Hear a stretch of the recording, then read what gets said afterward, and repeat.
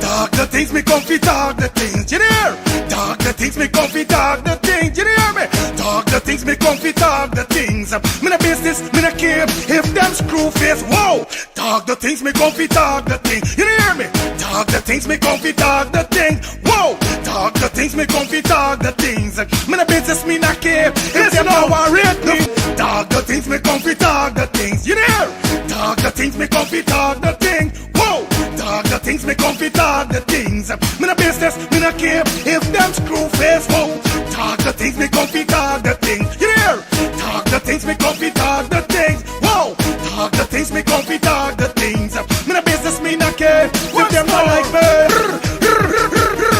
Talk the things me comfy, talk the thing, you hear? Talk the things me comfy, talk the thing, whoa. Talk the things me comfy, talk the things. You know business, me not care if them screw face, wow. Talk the things me comfy, talk the things, you hear? Talk the things me comfy, talk the things, whoa. Talk the things me comfy, talk the things. Me no business, me not care if them no worried. They hear me fun too much, too much, whoa.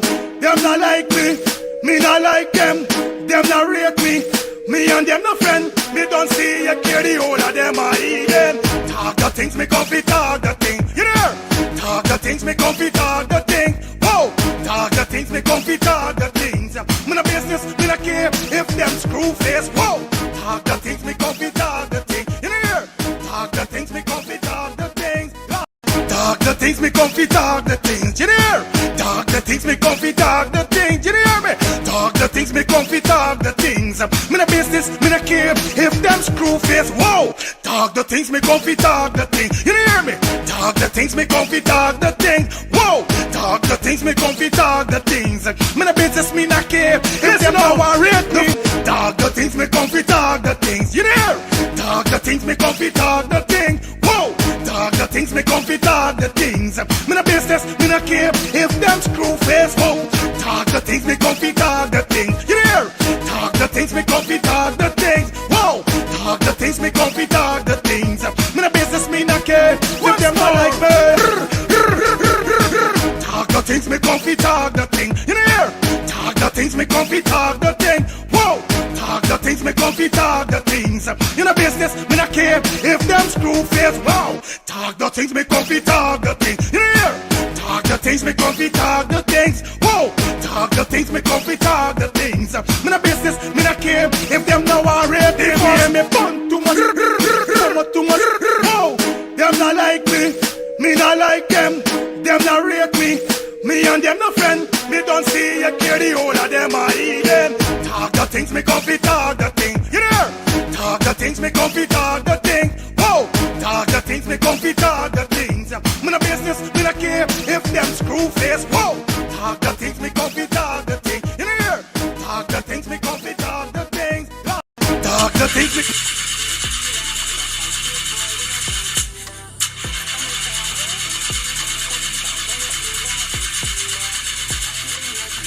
Oh, not again, man, not again. Chaja, I got to get this engine fixed. Oh, shucks. Hey, like call me, bro.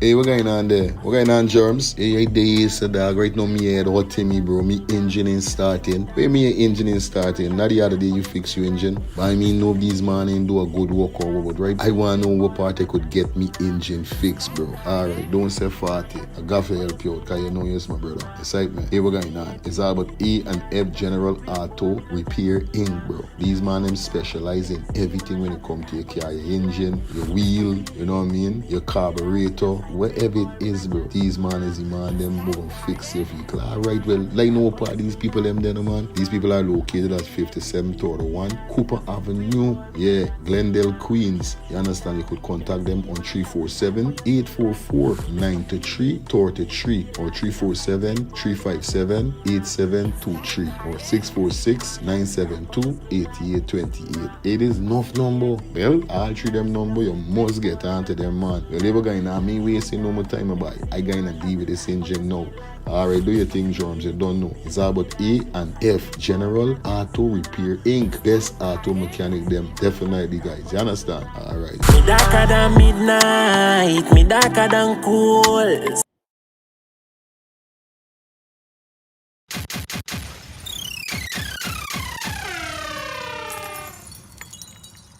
Planning to take a trip to Guyana? Planning to do a tour in Guyana? Well, this is the ideal company for you to call, and we're talking about Matthew's 24-hour bus service, city and nature tours. Airport trip, church trip, family outing, local tour, river tour, Kaicho Fall tour, Intori, Amarinian Village, Suriname, and Brazil tour. Matthew's 24-hour bus service, city and nature tour. You guys could contact them on 592-639-2663, 592-673-2348. Let me give you back that number, 592-639-2663 or 592-673-2348. You guys could also follow him on Facebook at Matthew's 24-hour bus service, city and nature tour. Yes, guys, or you could contact Matthew direct with this number here, 639-2663. That's 639-2663. Matthew's 24-hour bus service, city and nature tour. Planning a tour? Well, definitely you guys need to check this out. Matthew's 24-hour bus service and nature tour. Get there. Do not wait for next year.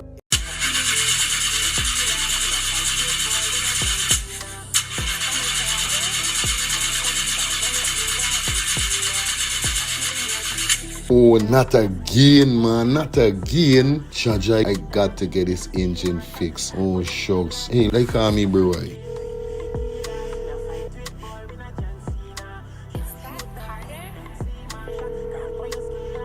Hey, what going on there? What going on, Germs? Hey, days, dog. Right now, me head hot to me, bro. Me engine ain't starting. Where me engine ain't starting? Not the other day you fix your engine. But I mean, nobody's man ain't do a good work or what, right? I want to know what part I could get me engine fixed, bro. Alright, don't say 40. I got to help you out, because you know you're my brother. Excitement. Hey, what going on? It's all about A and F General Auto Repair Inc., bro. These man, them specialize in everything when it comes to your car, your engine, your wheel, you know what I mean? Your carburetor. Whatever it is, bro, these man is the man, them go fix your vehicle. Alright, well, like no part these people them there, man. These people are located at 5731 Cooper Avenue, yeah, Glendale, Queens. You understand? You could contact them on 347-844-9333 or 347-357-8723 or 646-972-8828. It is enough number. Well, all three them number, you must get onto them, man. You're never going to me wasting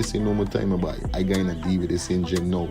Alright, do your thing, Germs. You don't know. It's all about A and F. General Auto Repair Inc. Best auto mechanic them. Definitely, guys. You understand? Alright. Me darker than midnight, me darker than cool.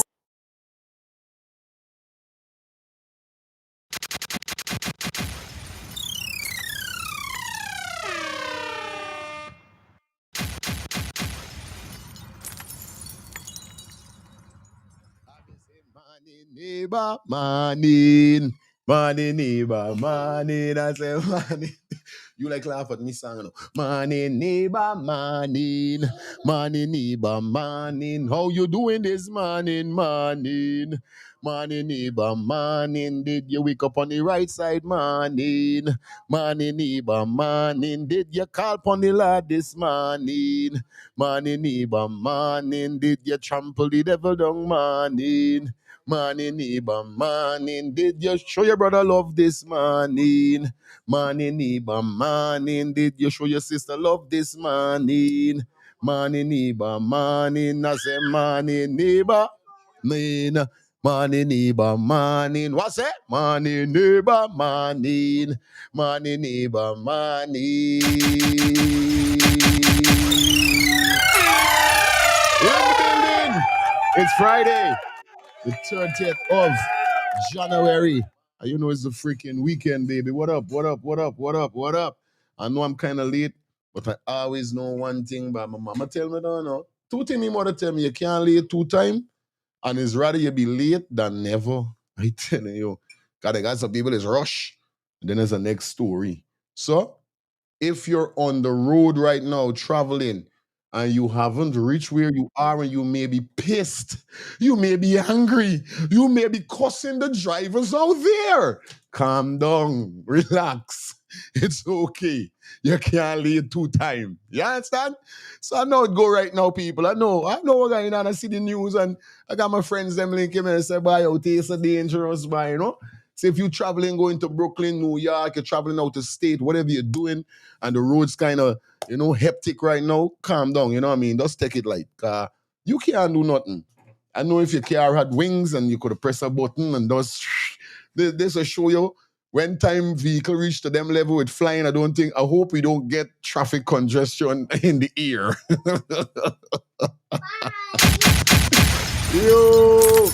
Yo, man, big up everybody that definitely tuning, man. I'm definitely happy this morning. Wake up a little nauseous, but yo, kick it overboard, you know what I mean? It get kick overboard. So I'm good. I'm great. I'm feeling all right. Hope you guys feeling all right. Also, it is 22 minutes after 9. Normally we start 8:30. Go to that 11:30, but like how we start 9, definitely we're gonna be going straight to that 12 o'clock hour. Yeah, you know what I mean? As we hold a power show today. We got some stuff that we're gonna run through, but basically you don't know it, so we're gonna have a stiff reasoning also and keep it keep it neutral today, man. So you don't know what's up, man. Shout out to everybody that's tuning in right now. Those persons that is in the chat, everybody that are opening ones and the twos and the threes. Share up the live. Okay. Shelly just step in the building. Big up to everybody who's stepping. I ain't ready for big up us yet. As more the students rolling, I'm gonna be checking the class before I really address who ain't seen and who ain't seen, because 2026, a lot of you gonna be getting letters kind home. I ain't there on this year. I need you guys to focus, okay? All right. I need you guys to be in class early. Let me know if you can't be in class. Send me a text or something from all your teachers, or I can be a little late. You don't know. We got to communicate. You can't want to pop up in me class anytime, anyhow, and you don't tell me nothing. You don't go see me class. All right. I getting serious this year. I'm telling you. All right.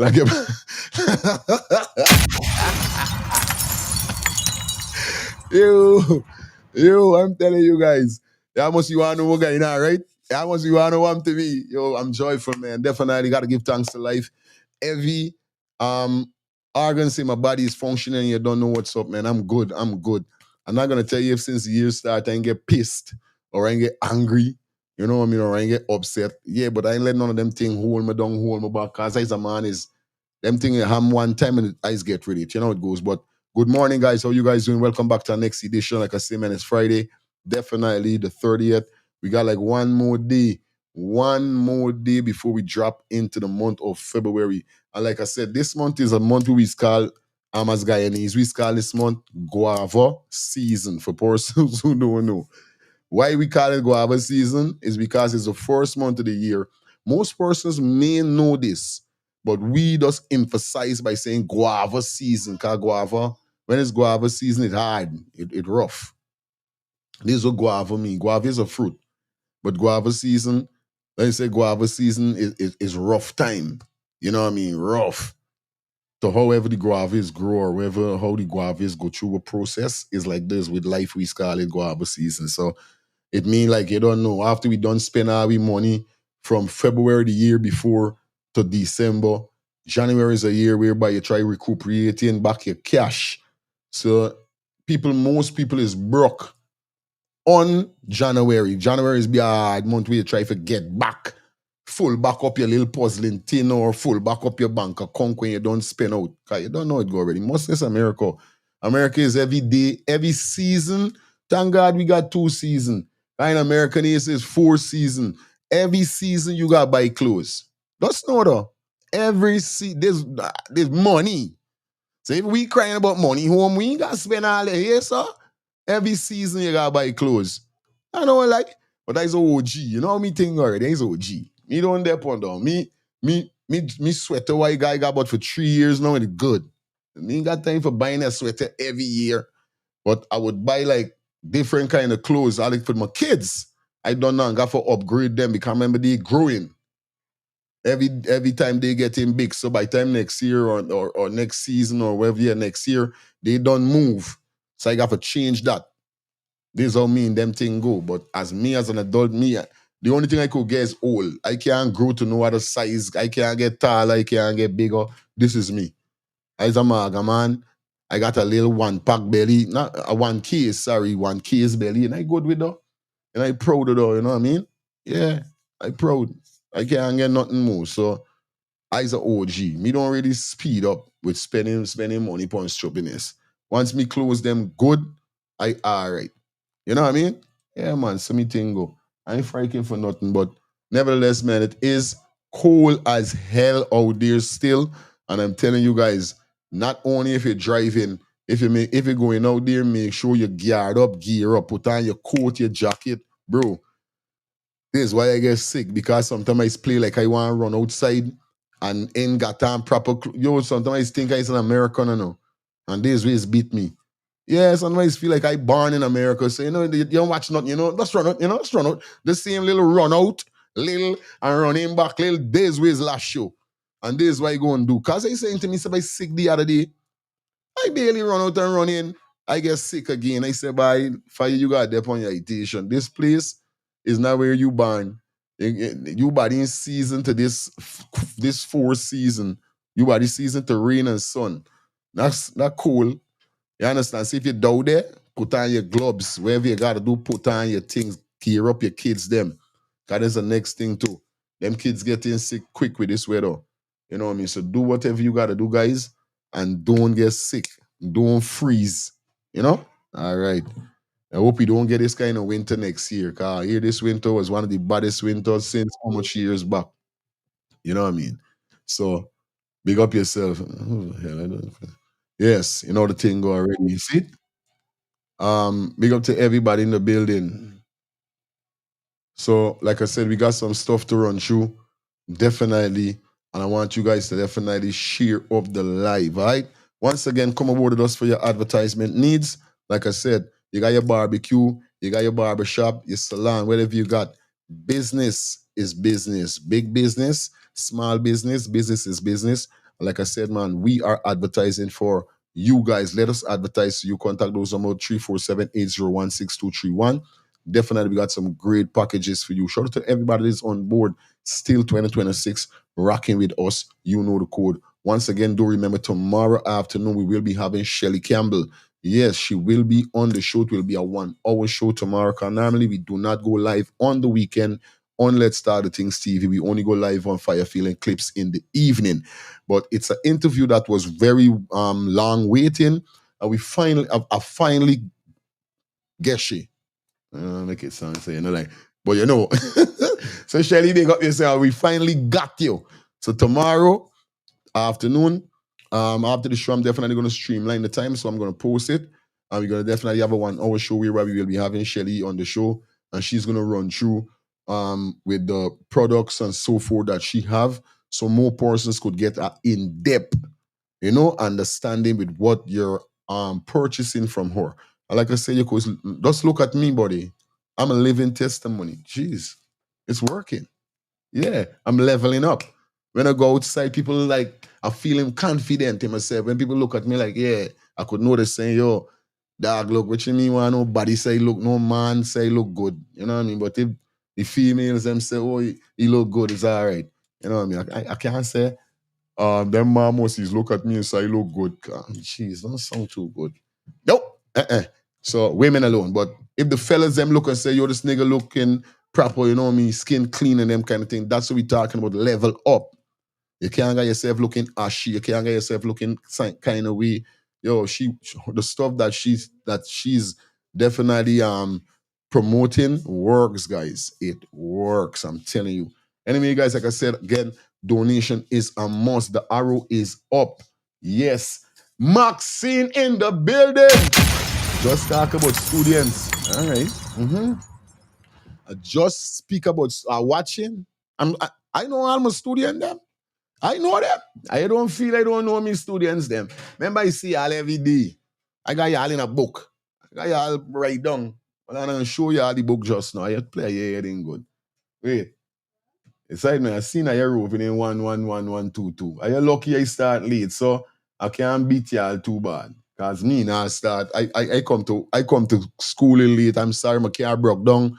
Had to get a had to call triple X. Triple X, triple E or triple something. Something some one of them I had to call. It's either the X-Men or some Sky call them fix me thing. And days over time. I'm sorry. I'm gonna be honest with you guys. My car broke down. I'm sorry. I don't know. But I can flex with y'all this weekend. I don't know if y'all, but it's saying don't worry with though. Don't worry with though. No. All right. I cut the teacher a little slack. I cut you enough slack. It's like I cut it little. I done with the in the building, man. It's a beautiful Friday. I'm good. Today definitely we got Simona Brooms speaking upon the accident and so forth and the budget and these kind of thing. So we got to the APNU we should say MPs speak about that also. We got a woman speaking about corruption. A woman, man expose the government and corruption. So woman needs justice. And we got some more, so you don't know how it goes already in the building. Got to shout out to Albert, 8-month member of the channel. Yeah. What's up, baby? This is the baby. You want to say hi? You got a little thing you want you look to, you know, say hi. Hi. No, look there. Say hi. Hi. Yeah. That's the babies. They already miss you. It's like you all see shit. Should I hear so? You know, you should still got on she little thing, she little mini, and she little mini. Yeah, right? There's lyric there on the screen. Yeah, give me a kiss. Hi. Your little sweetness. Hi. Yeah, right? You good? Oh shit. Hey, this little girl is just killing me out. I telling you. But anyway, guys, y'all don't know the code, y'all don't know what's up. I want y'all like up the live. It's Friday. It's Friday. I mean, y'all. I'm in a mood. Yeah. So that means we can start off this Friday with some vibe. I don't know my thing already. Me don't play them game. Friday, we gotta kick it off with some vibe. You understand? We gotta kick it off with some energy, and then we're gonna go into a story. You understand? Because then I'm feeling good. Yeah, man. I'm feeling great. You say? So let me jump into the history. Start out with the ladies, them. They don't know what's going on. Anyway, I know enough for you. Oh yeah, what I wanted to do today. Today we're gonna kick it off with a vibe. Like I said, hit the arrow up on the screen, sending those donations. We need 5 super chat donation. Also, you guys could drop anything in the Zelle or the Cash App on your screen that you're seeing there, okay? You guys know how it goes already around here, so guys. Don't ramp and play. You understand?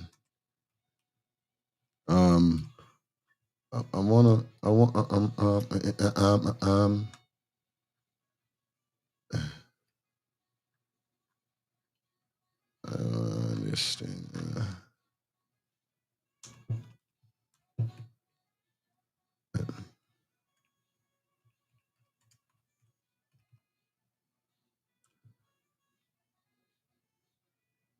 All right, good. I know enough of y'all, right? I know enough of y'all never hear my song. And I've been telling people I'm a DJ / artist. But enough people don't really, like them say, see say is better than hear say. So today, I'm going to brandish my tune that I have. You understand? Definitely, I'm going to brandish my song.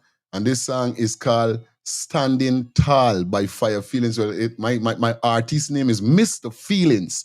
That's my artist name. You understand? So I want y'all to listen to this song and tell me what you guys think. You know what I mean? If a song good, or I should I know a song good, but Jesus Christ, I let me know. You understand? I want y'all let me know how y'all buy song. Listen to this here song. Let me go. You know it's Mr. Feelings. It's all about the money this year. We want make money, money have it drop like a nuclear. I know I was to drop this song a long time. I don't know why I was play with my thing like this, but I was there in my own world sometime. But I got like 5 recording songs, and I'm definitely gonna drop all these songs let you guys hear. It might be today, but let me go. I gotta make sure I like always play everybody's song. I gotta drop my track so you guys let me know what's going on. Standing tall. As you could see me face there, Mr. Feelings. All right, standing tall like the Twin Tower and the big building them in Brooklyn. All right. Let me go. I'll play here then go. You know it's Mr. Feelings. It's all about the money this year. We want make money, money have it drop like a nuclear. 2009 and beyond, money is on my mind.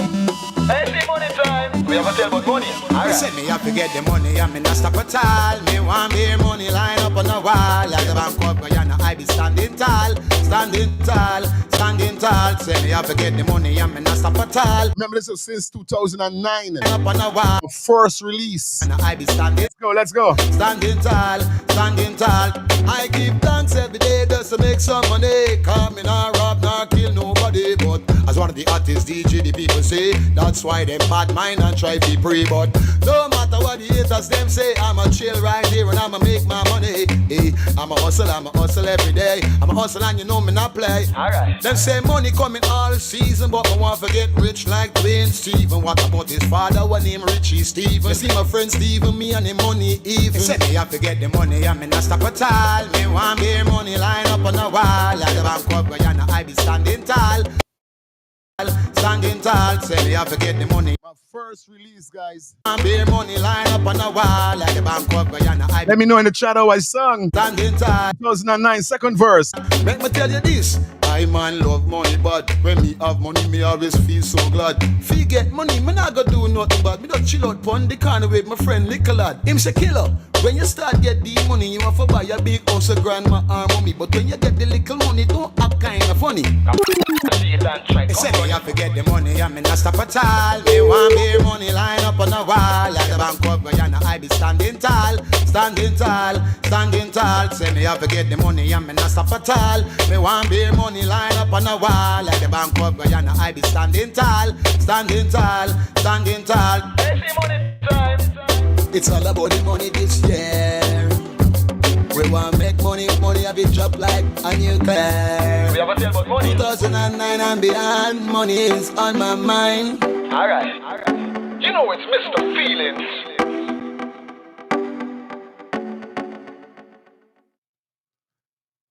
That was my first release, guys. My first ever release. You understand? So, 2009, voice song little young and you know what I mean? Yeah, man, that was the go-go rhythm too. Plus, that rhythm was one of the baddest rhythm in 2009 with Vibes Cartel and all these kind of things. So, me was proud. My song went till to Ghana.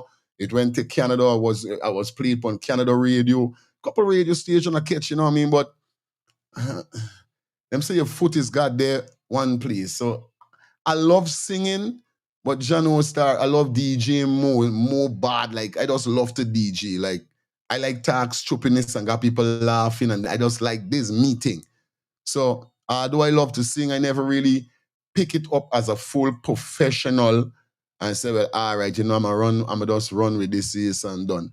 I always just say, yo, I'ma sing when it's time and but I'ma be a DJ. So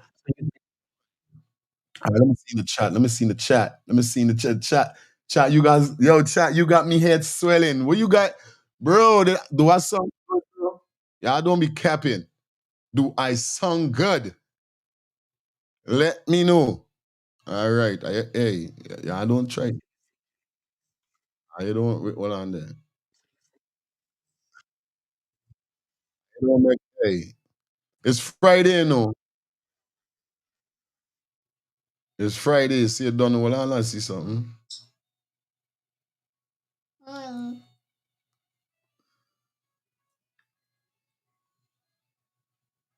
Hold on, I'm trying to see. I could get on that. I find my song the other day. Yo, bro.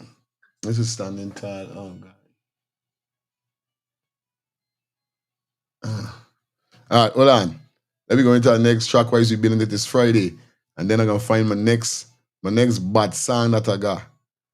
Yeah, I wanna play 2 tracks for you guys. You know what I mean? 2 tracks I wanna play. So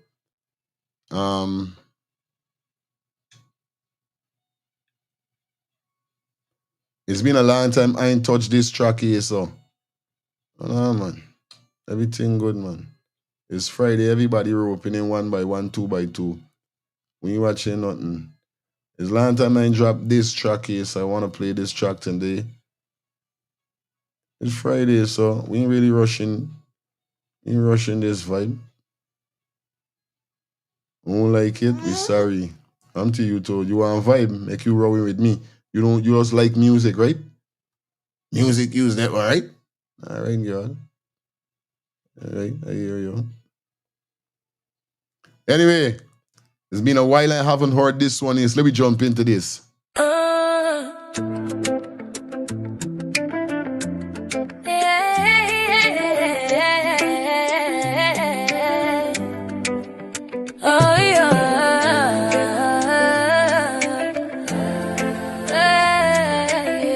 Not rushing it, man, as you guys rope in 1, 2, 2, share up the live. Come on. Born in the city of Kera, Captain Ibrahim Traore, who grew up to be a great leader. By age 34, he came to power, and with this the colonialists started to sour. But Captain Traore is no one to cower. With a degree in science and geology, he is working on charting a different course, teaching his people to stand firm with no apology. First, he and his people started to take control of all their resources from gold and iron ore. This Burkina exercise will be no easy stroll. The fact is that Captain Ibrahim Traore and Ouagadougou, we are inspired by you. Captain Ibrahim Traore and Ouagadougou, most of the world's black people really love you.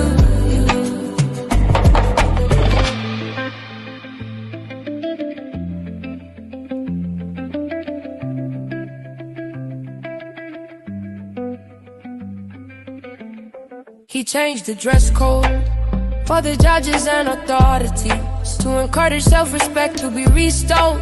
Traditional Burkinabe fabric, fossil and funny, calculating a different matrix, building self-respect and resilience. Communicate with each other, we will reach the goal.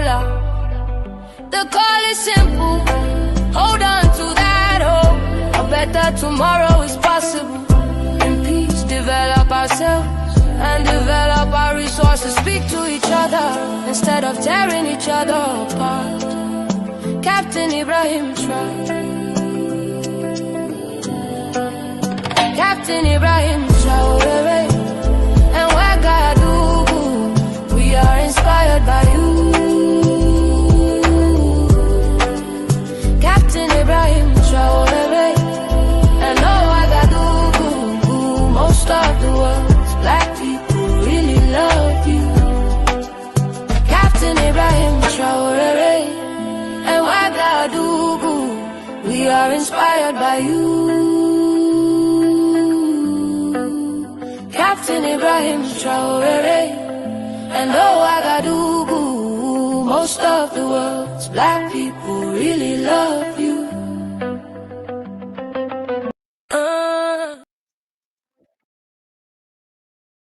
Vibe and vibe and vibe.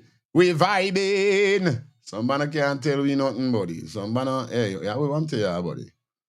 Y'all know how we think already over here. So big up to everybody that tuning in for the 1s and 3s. Hope you guys having a fantastic morning, man. Yo, like I said, it's Friday. You know how we do it on a Friday. If you don't know how we do it on a Friday, we do it different on a Friday from today. Understand? It's the weekend. Shout out to everybody that definitely tune in for the 1s and 3s. Hope you guys having a blessed morning. Yeah, I don't know. We have to tap in for Mr. Abraham Traore because that's our boy. You know what I mean? That's our dude. You understand? But the vibe's nice. Shout out to all of my beautiful ladies that is on the live right now. Let me run through the chat. Let me see what's going on for a bit. Shout out to Odessa. Good morning to you, Melody. Big up yourself. Gracie, what's up? Mario, big up yourself. You understand? Deborah Green, good morning to you. Petal, good morning. 12 Soccer Baby, big up yourself. Shelly Campbell, big up. Pauletta, big up in the building. Renee, big up yourself. You understand? Yeah, man. You don't know we seen the people them rolling in piece by piece. Chris, big up yourself. Paul, big up. Quasi, shout out to you, man. Calvis, Ian, big up. Everybody that definitely in the building, in the chat, I'm seeing. Maxine, once again, big up yourself. Wendy Baker, good afternoon to you, all the way in the UK. Good morning to you, man. Albert, big up yourself. Lyndon, big up yourself in the building. Yeah, I like how the place looking. You understand? Calvis just now turned a member. Whoa! Shout out to Calvis. Just turned a member of the channel. That's crazy. I love that, man. Definitely showing your support. Flash, Blaze, big up your damn self. Jennifer, good morning to you. Lex, Odessa, good morning to you, man. That's what we're talking about, baby. No, baby, you can't, baby, no. No, this you can't come here so with this. This gonna make too much noise. If you doing this work, you can't have a device that making noise. You're gonna mess up with work. So if you want to play a game, you gotta play it. You gotta turn it down. And I don't know how to turn this thing down. Me know not me wait. Let's see. All right, so good. Leave it just so. But you see, we can get problem because you want to listen in it. You don't want to listen to it like that. You want to listen to it loud. I can't. Well, You want a tablet? Let me see, tablet got juice. Move the tablet. Just now, guys, me and the co-host got it out here so little. So you excuse me for a bit. I don't know me, she cuckoo sauce is up the road enough time. I don't even know what's going on. I telling you. She want to come in me hand with knives. She got your brother game. I know y'all hearing it.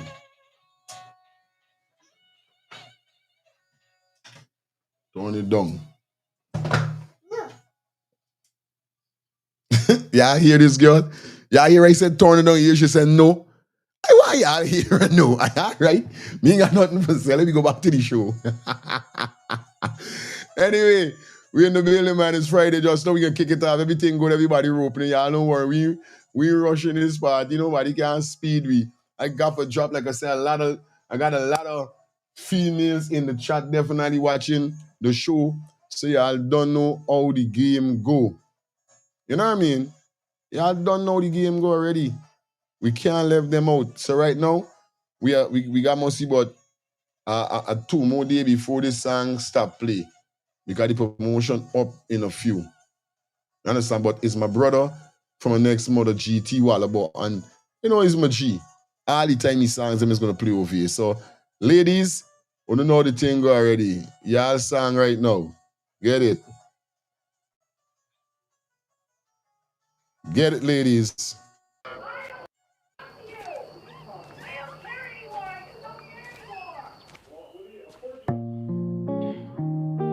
I don't know how to fix this.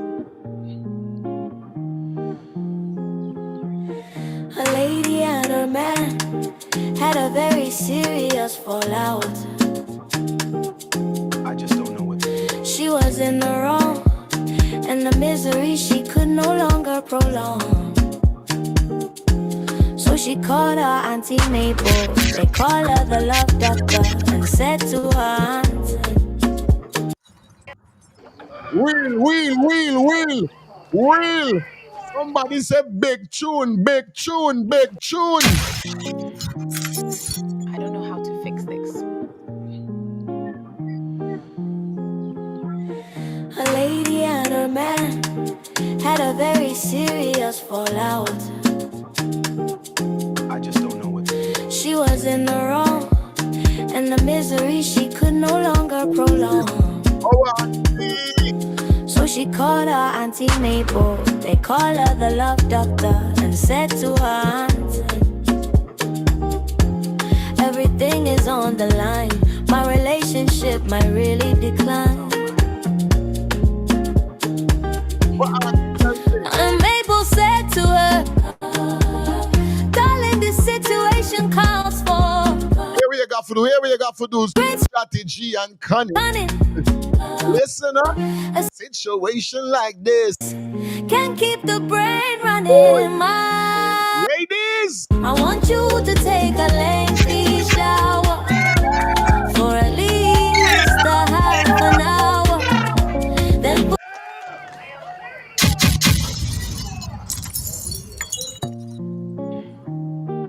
I don't know how to fix this.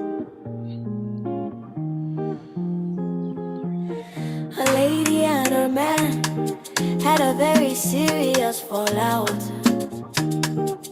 I just don't know what to do. She was in the wrong, and the misery she could no longer prolong. So she called her Auntie Mabel. They call her the love doctor and said to her aunt, everything is on the line. My relationship might really decline.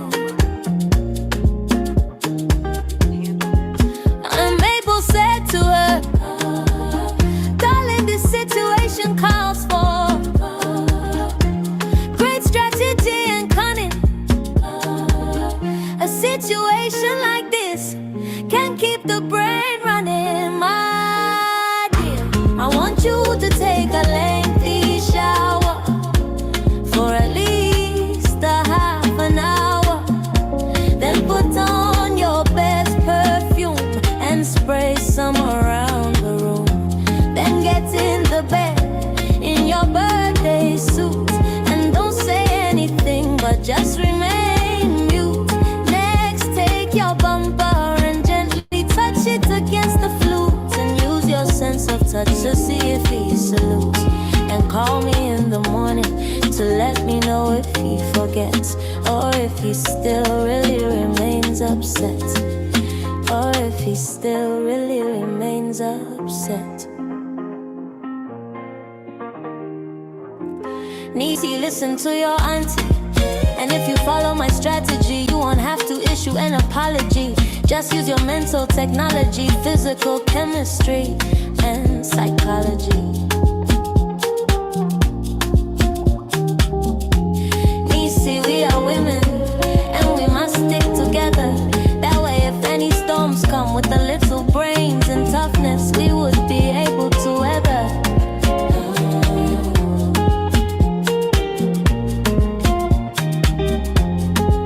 And Mabel said to her, Niecy, the situation calls for great strategy and cunning.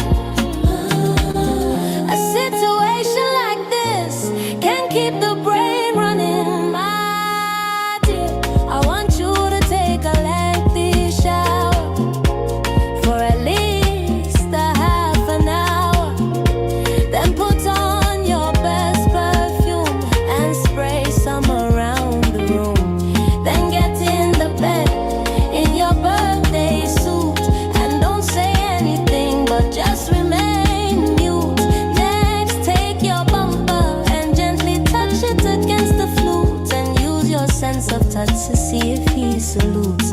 And call me in the morning to let me know if he forgets or if he still really remains upset. Or if he still really remains upset. My dear, I want you to take a lengthy shower for at least a half an hour. Then put on your best perfume and spray some around on the room. Then get in the bed in your birthday suit and don't say anything but just remain mute.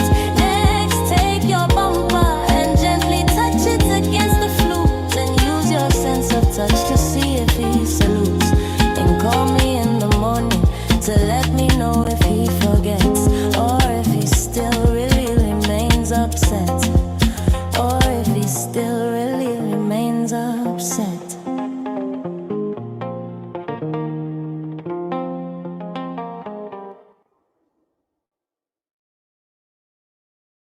That is it. That is it. Well, I know, man, we got one more song we got to play. How are you? Got one more tune we got to play, and then we gone into our show. It's Friday. See what's going on. I know y'all must be wondering what's going on. Want to sort today? Sort got be going on. Sort just talking about who meeting late and all these things. Car broke down and we can just suggest a vibe. See what's going on? Stop, baby. It's okay. Every Friday we're gonna have some vibe before the show start. Okay, y'all ain't no boring show. Yeah, I feel over is. Eh? No, it's start the things where we could get some vibe. We could get some vibe. So if y'all got an auntie like Dub, big up yourself in the class of flex, y'all got the best teacher, buddy. I tell y'all, there's a teacher y'all won't even want to leave the class, much less the school. And you would get old, y'all supposed to leave the school, y'all would graduate and still say we're going on. We want to start over. Although we don't. And you look like I love this class and I love this what I'm saying. This a never ending school and this ain't got term and all them kind of thing like other schools got. Nah, this is we rolling. You understand? This is a class you could come in and have fun. Sit down and enjoy yourself. You know what I mean? Yeah, but we got one more song we gonna play. One more. And then we gone into a show. You understand? Y'all don't know the ball game go already over here, so try finding this thing and yo, don't play with me today. Don't mess with me. I'm a serious dude. When I get ready. Anyway, like up the live, guys. One more song we gonna drop, then we get into our show. You don't know, I'm feeling nice today. It's Friday. It's a jolly day. It's the weekend, baby. What's wrong with you? I tell you, when it's the weekend, I don't know the thing is getting. The thing is getting nice. You understand? So, like up the live, share up the live. You guys know the code. You guys know what's going on the end, all right? So this is my next song. This song is called Eyeball. Now, what really make I sing this song is because of what I've been through. They got a lot of persons, like for instance, I don't know if y'all ever meet people when they get you ill. You know, if they get you ill, is you don't feel no energy. So basically what he says, watch them eyeball, watch them body language. Enough of them would come around you for a spliff or a sandwich. But when things happen, none of them can manage. Why y'all listen to this song here? So this is my, I recorded this song, I think, 2024. I think this is my, I can't remember, no, this is my third song that I sung. You understand? My third song. So, y'all know the code go already. Watch this, right? It's on to this now, man. It just was here. Don't ramp with me, dog. All right, shout out to the band. Shout out to my boy, we call Selector Andre, because me and he used to play on one song system. So he posted on his page. So let's get this, guys. Tell me, oh, my song, Eyeball. It's not a video, it's also a track. I never get for that video, you know, I a little shy. To me. I think. Tell me that thing. Well, I know. We coming away there from buddy. Andre, Mr. Feelings. I know some different kind of dealings, you know. Cause some boy are coming with some fake heel and some fake smile. Watch him eyeball, you know. Watch him body language. You know?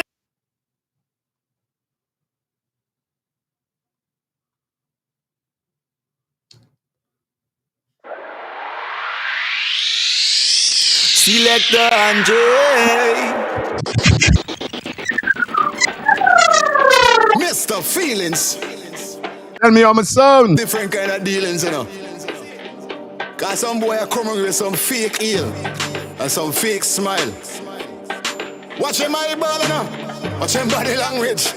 You know? The devil is a busy man, you know. He want to come around me funny with me song, you know. He want to get the boss, you know. Him now want to get the boss? Hmm? It is here, that one. Hold on, the people. Me the song got to play with. Hold on. It got to play. In there on them thing. The internet guy, I like it want to come around me with foolishness. I know lyric. I know you want to hear the song too. Just now. It's not me. Just give me a minute. Let that get for fix it up. Okay? That just get for fix it up quick. Well, I know viewers and subscribers. Well, I ain't slowing up this part. Yes, sorry. Well, I want nobody don't fling back over here. Do not fling no bottle. Okay?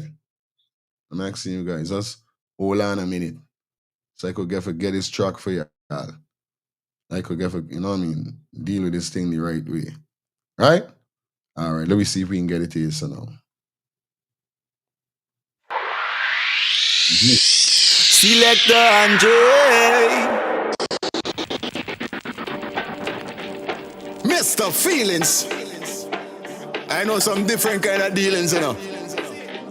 Cause some boy are coming with some fake heel and some fake smile.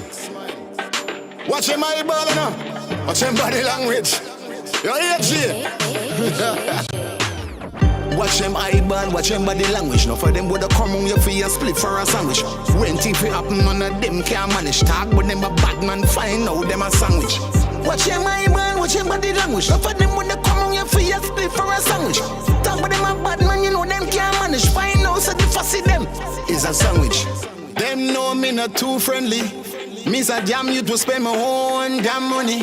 Some boy talk about them a gangster, find out them a spend man money, but my thing well organized, my thing good. Can't you say I'm so surprised? Mr. Feelings step on the rhythm, so the girl them say, oh my song so nice. Watch them eyeball, watch them body language. Now for them would have come on your feet and split for a sandwich. When things happen, none of them can manage. Talk but them a bad man, find out them a sandwich. Watch them eyeball, watch them body language. Now for them would have come on your feet and split for a sandwich. Talk but them a bad man, you know them can't manage. Find out so the fussy them is a sandwich. Them know say me not play. When me pick up the aim, I see me shell it down anywhere. Any party when me touch, it coulda be night or even coulda day. But a boy can't give me no fake heel, and a boy can't send me behind jail. Me's a boy we chat me on a things. Verbal athlete, lyrics faster than you saying. Watch them eyeball, watch them body language. Now for them woulda come on your feet and split for a sandwich. When things happen, none of them can manage. Talk with them a bad man, find out them a sandwich. Watch them eyeball, watch them body language. Now for them woulda come on your feet and split for a sandwich. Talk with them a bad man, you know them can't manage. Find out so the fussy them is a sandwich. Fire Feelings, you know. Mr. Feelings. AJ record. No boy act like them a some fake record. 2020 no into 2021 and beyond. One press. Straight to them chest. AJ bad.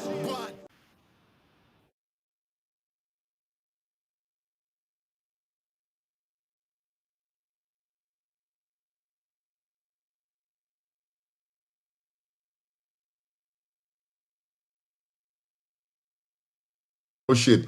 Is sorry, I just see the mic off. Yeah, that song came out 2020. That was my last song that I did.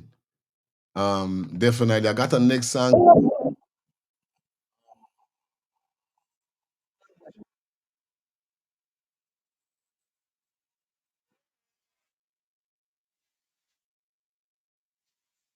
Yeah, that's what I think we're going to studio after them. So we are said do studio again or yeah, so don't put this thing up, don't put it up.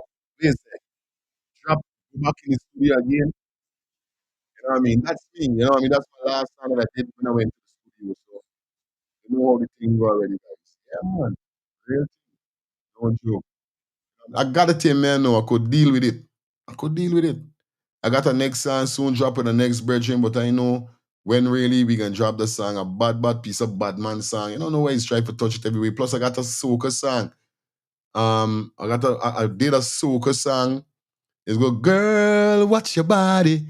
Oh, you a wine and you a bubble for me. Yo, when I hear the song there, broke out, girl, wine. I'm mad sitting for the girls, them. I love it, man. I love it. I love it, but Jano Star. Yeah, man. Somebody send money pull up.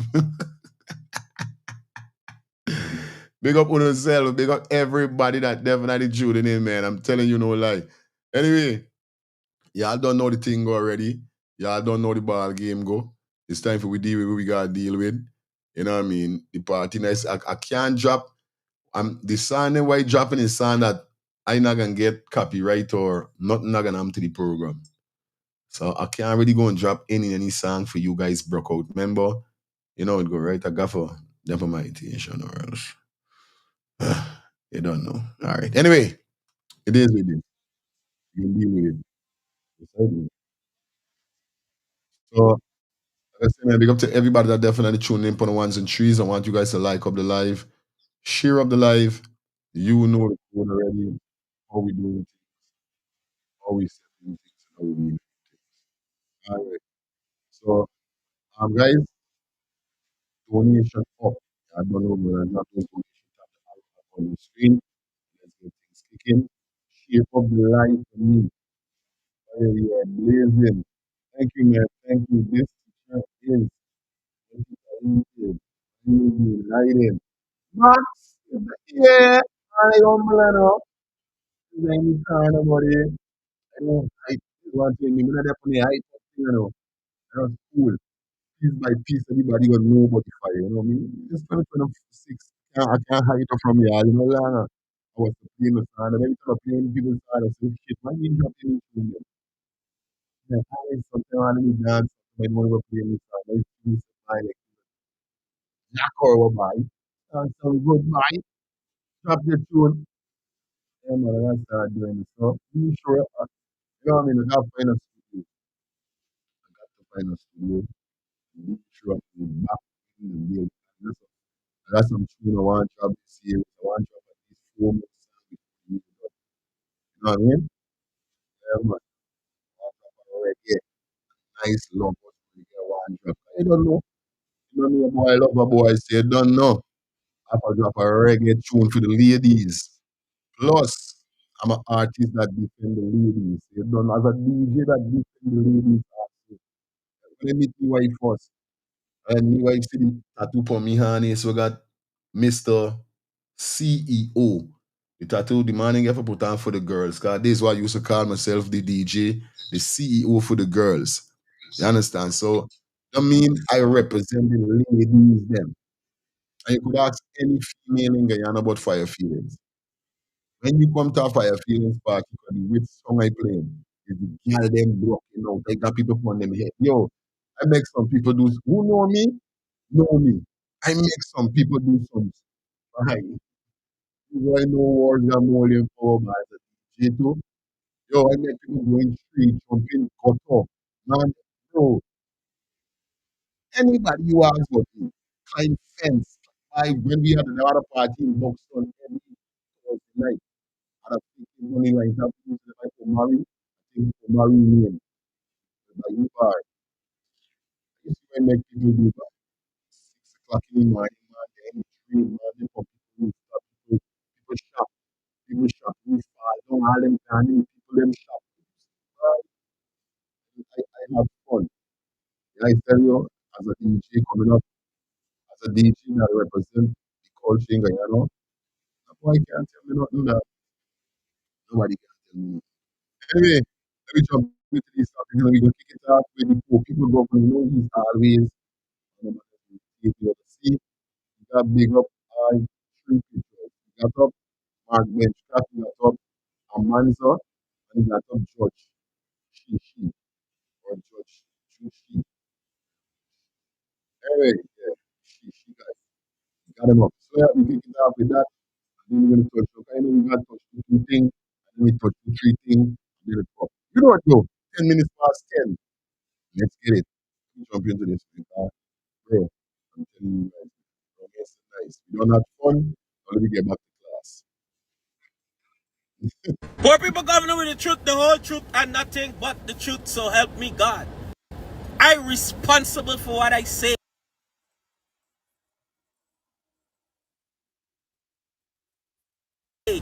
not what you interpret. Alright. Enough of them I say them are the best. Enough of them I said it is the best. Here, watch something, right? I post a picture with a manzo and I said I'm disappointed. Some clowns in New York run wild and feel like I got a beef with a manzo. I post another picture with a manzo and I said, with or without you vote, Azadine will still be elected. I stand by that. Amanza is a public figure and Amanza is my friend. I consider her a friend. Amanza is somebody that I could pick up the phone and talk to. Amanza in the public. And I believe that Amanza have thick skin. She's a politician. That you could speak about her, public criticism, constructive criticism, and she would accept and keep it moving. She ain't anxious feelings. But these boys who they got in New York, like they're wearing big drawers, they're just getting the feelings. You can't talk about nobody. But they could talk about everybody. But for those and them and those who feel like I want beef with them, I don't want no beef with Amanza. Amanza is my friend. I consider her a friend. I don't want no beef with her. I am disappointed in the vote that the stand that she took when it comes to the voting process. Because Azadine have 16 members that would elect him to be the opposition leader with or without Amanza, with or without the APNU. He doesn't need APNU nor Amanza to become the opposition leader. So why he cast a vote and proudly come out to tell the world that you vote is a democratic process you take part in, which is not. I got a problem with that. You can't vote knowingly for a criminal. That is my stand. That is my stand. And that's why I speak on it. Because I think she should not have cast a vote. History or the record should not show you vote for him when that time reach. What madness? That time is going to reach. Whenever the time reach, it should not show you vote for he. You should not take part in that process. That's didn't get elected by he members who feel that he fit to be the opposition leader. What democratic process you tell me about? And that is what I speak about. I don't have no brief. I don't have no fight with Amanza. No personal fights. You know what I mean? I'm the governor. I speak the truth. Cause it what it will. To hell with the rest. Who in the feelings? God damn it, man. Alright, let me talk about this budget now. Don't let me get rid of them trumpetings. God, them is for little children. Now the budget. Sorry? Okay, now you know. Yeah, the budget. The budget and budget. Sorry? Hey man, Siri, level yourself up. The budget. 2026 budget. $1.558 trillion. Nice. Nice, sound good. Well, like we said, and we say it again, the budget lacks substance. And mind you, me ain't gonna get out here, I speak the truth. The interrogation is start, and I personally get a chance to interrogate on my own. But based on the little sneak peek, they got one or two things that look like it's reasonable and reasonable. We gotta interrogate some more. When that time reach, I think I wanna be the Speaker of the House for the People's Parliament for the 12th. So Mr. Campbell, I'm asking you publicly to be the Speaker of the House for the People's Parliament, broadcast live on Facebook. We must have we own parliament on Facebook. And let me see, I want to pick a chief whip within the six. Who's the chief whip? Why somebody was beat bad? Coretta McDonald? Yeah, I could use Coretta as the chief whip. Or a Ganesh or one of them. Want somebody sharing good licks? You understand? We got to get a people's parliament. Don't worry, the speaker. With no corruption. Come to my parliament, you could say, the whole alphabet. We got to get a people's parliament. And I want to be the speaker. I want to host the people's parliament, Mr. Campbell and the APNU. Attacking publicly. Me calling nobody behind the scenes. Attack it publicly. Okay? Alright. Now, listen. Get a nice body here. Get a too sweet. But my people, let we be focused. When I get a chance to look at this budget, I will be able to pronounce. Right now, it's premature of me to speak on the budget. I just wanted to come and clear the air. Yeah, I just wanted to come and clear the air because I got some girls up in New York, some boy girls that wearing some big dress, the carrying on and the abusing out. They want some attention, you know. They need some attention. You see people like Judge Shishi. You know why I would respect Judge Shishi? I mean, she said she a turbo blender mix or something. I don't know. Judge, no disrespect. Judge is one of the person that I respect. You know why I respect Judge?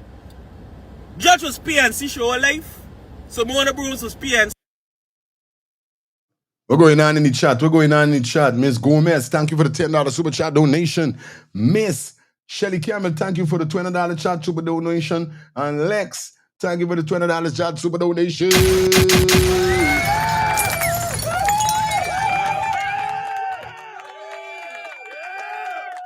Yeah, man, love you guys, man. It's the freaking weekend, baby.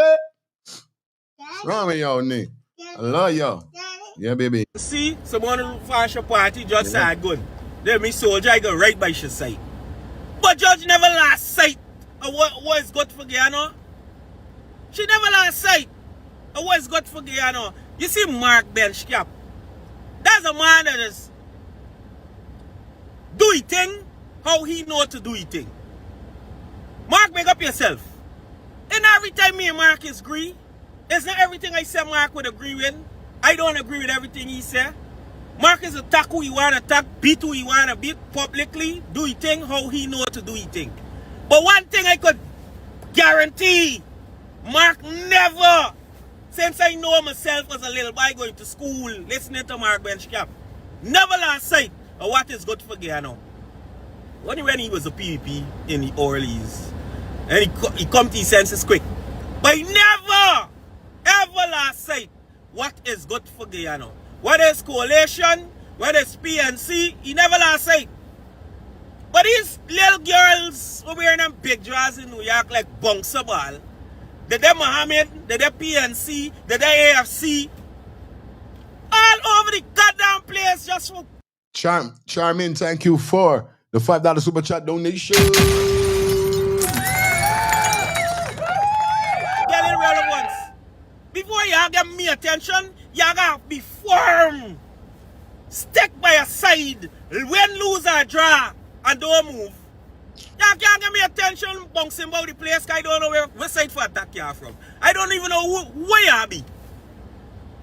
Today is AFC.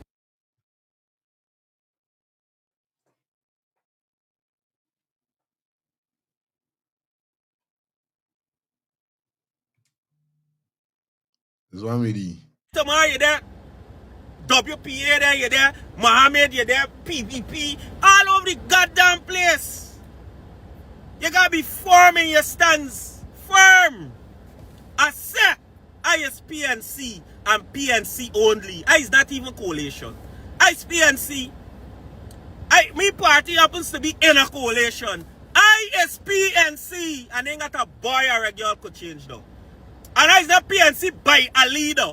I is PNC by the principles of the party and the constitution of the party. And I want any other party put the constitution alongside the PNC own. And see if it could stand up alongside the constitution. And then this long thing with some of y'all jokers, you know. Yeah, man.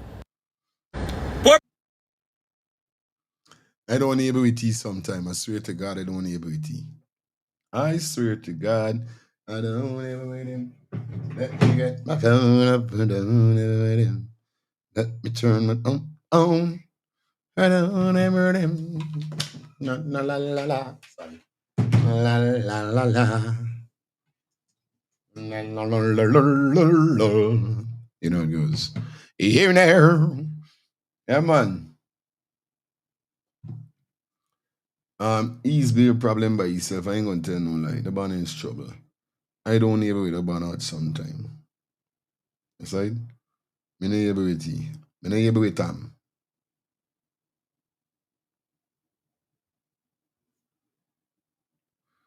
La la la la la la la la la la. All right. Well, as we go through, you don't know the thing already. He does talk, he mind, he talk, we got talk, and it is no baby. You can't play with this right now. Daddy gotta use it. Okay. Daddy got to use. Okay, catch a nap, nappy nap. Okay. Okay. Yeah, guys. Now I just saw whereby somebody sent me a video whereby Mark Rubio them says something but coming for Guyana Isle. Me know how much you see though.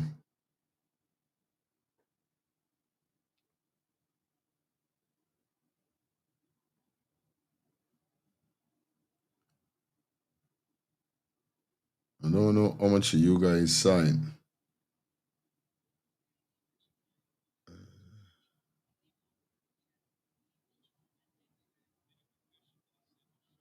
All right. So we're gonna run through this here quick and fast. We're going to the topic, man. I don't know what's going on. Fire, that's a new truth. Yeah, this is my song. If you're talking about the last song, it's a song I released. Okay? All right, good. As we continue, guys, you don't know the code go already. We're here with the poor people governor say he is a PNC. And we understand he's a PNC. We ain't got a problem with he being a PNC or none of the sort. You understand? You is where you is. People is what they is. You understand? And I got some time, you know, wise believe. Right? When I hear them man is talking about whole ground and whole ground, they got enough time. We as human beings is be loyal to the wrong set of people. Them have some people is be loyal to people and them getting treated like dog. Me being loyal to nobody who can't support me. Understand? Me being loyal to nobody why seeing doing stupidness and then pulling up themselves and them thing. You understand? Like I said, I play enough song system in Guyana, but what make and I give enough song system, I hold out for some song system same way and still have to leave them because of folly. But what I'm trying to say, not me fault I didn't want to play jump on a song, then jump on a song, then jump on a song. But if I dip on a song and I see that our management turning damagement and the boss turning an ESS, you understand? Why staying there for? Nah, man, me ain't there, though. I gone.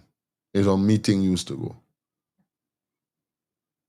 You know, so I don't have a problem if a man went with AP and you, PPP, went with this. You know what I mean? When things don't work out and you know it's folly going on, movements is just like the killing or the minister that was with A and PPP back in the days that we show. He wasn't a yes man, and because the man wasn't a yes man, he get dealt with. If you see that talk, boom, boom, boom, go along your way, and this will make enough time man is move and just beat out. But it is what it is at the end of the day. Now, this story is kind of scary. You got Trump's spoil brain on corrupt Guyana. Top official Guyanese will be left speechless. All right. Well, as somebody, matter of fact, I think is one of the subscribers them send me to my Instagram page. Because like I said, you guys could send me videos. So I receive it to my Instagram page. And a site on the news and then a site on this upload here, so. And I say, wait, I mean, for me see somebody gonna make a whole video, uploaded it, 18 minutes uploaded it. This got to be real. This is not no AI, nothing. So let me hear what really Trump really saying about Guyana and them isle. Let's get it. That has sent a shockwave across the Atlantic. Donald Trump has just spilled the beans, not in a rally, but in a recorded private meeting now leaked to the world. And what he revealed about a top official in Guyana's government will leave every Guyanese citizen speechless with rage and betrayal. He didn't just name an official. In a move that stunned both the press and the public, he laid bare the intricate web of corruption that had been quietly festering beneath the surface of international diplomacy and business. The revelation was not a vague accusation, nor a mere suggestion of wrongdoing. Instead, it was a meticulous, step-by-step account of how power, money, and influence intersected at the highest levels of government and corporate enterprise. The details he provided were not only shocking in their brazenness, but also in their precision, leaving little room for doubt about the authenticity of his claims. The world watched as the story unfolded, realizing that this was not just another political scandal, but a window into the very mechanisms that allow corruption to thrive on a global scale. He detailed the exact mechanism of the corruption and his own role in it. According to his account, the process began with a series of clandestine meetings, often held in the dimly lit corners of luxury hotels or behind the closed doors of corporate offices. These meetings were attended by a select group of individuals, high-ranking government officials, influential business leaders, and trusted intermediaries who specialized in navigating the gray areas of international law. At the heart of these discussions was a single, unifying goal: to secure lucrative contracts and financial advantages for themselves and their allies, all while maintaining the appearance of legitimacy. The official described how envelopes stuffed with cash would change hands, how coded language was used to mask the true nature of the deals, and how every step was carefully orchestrated to avoid detection by regulators and law enforcement agencies.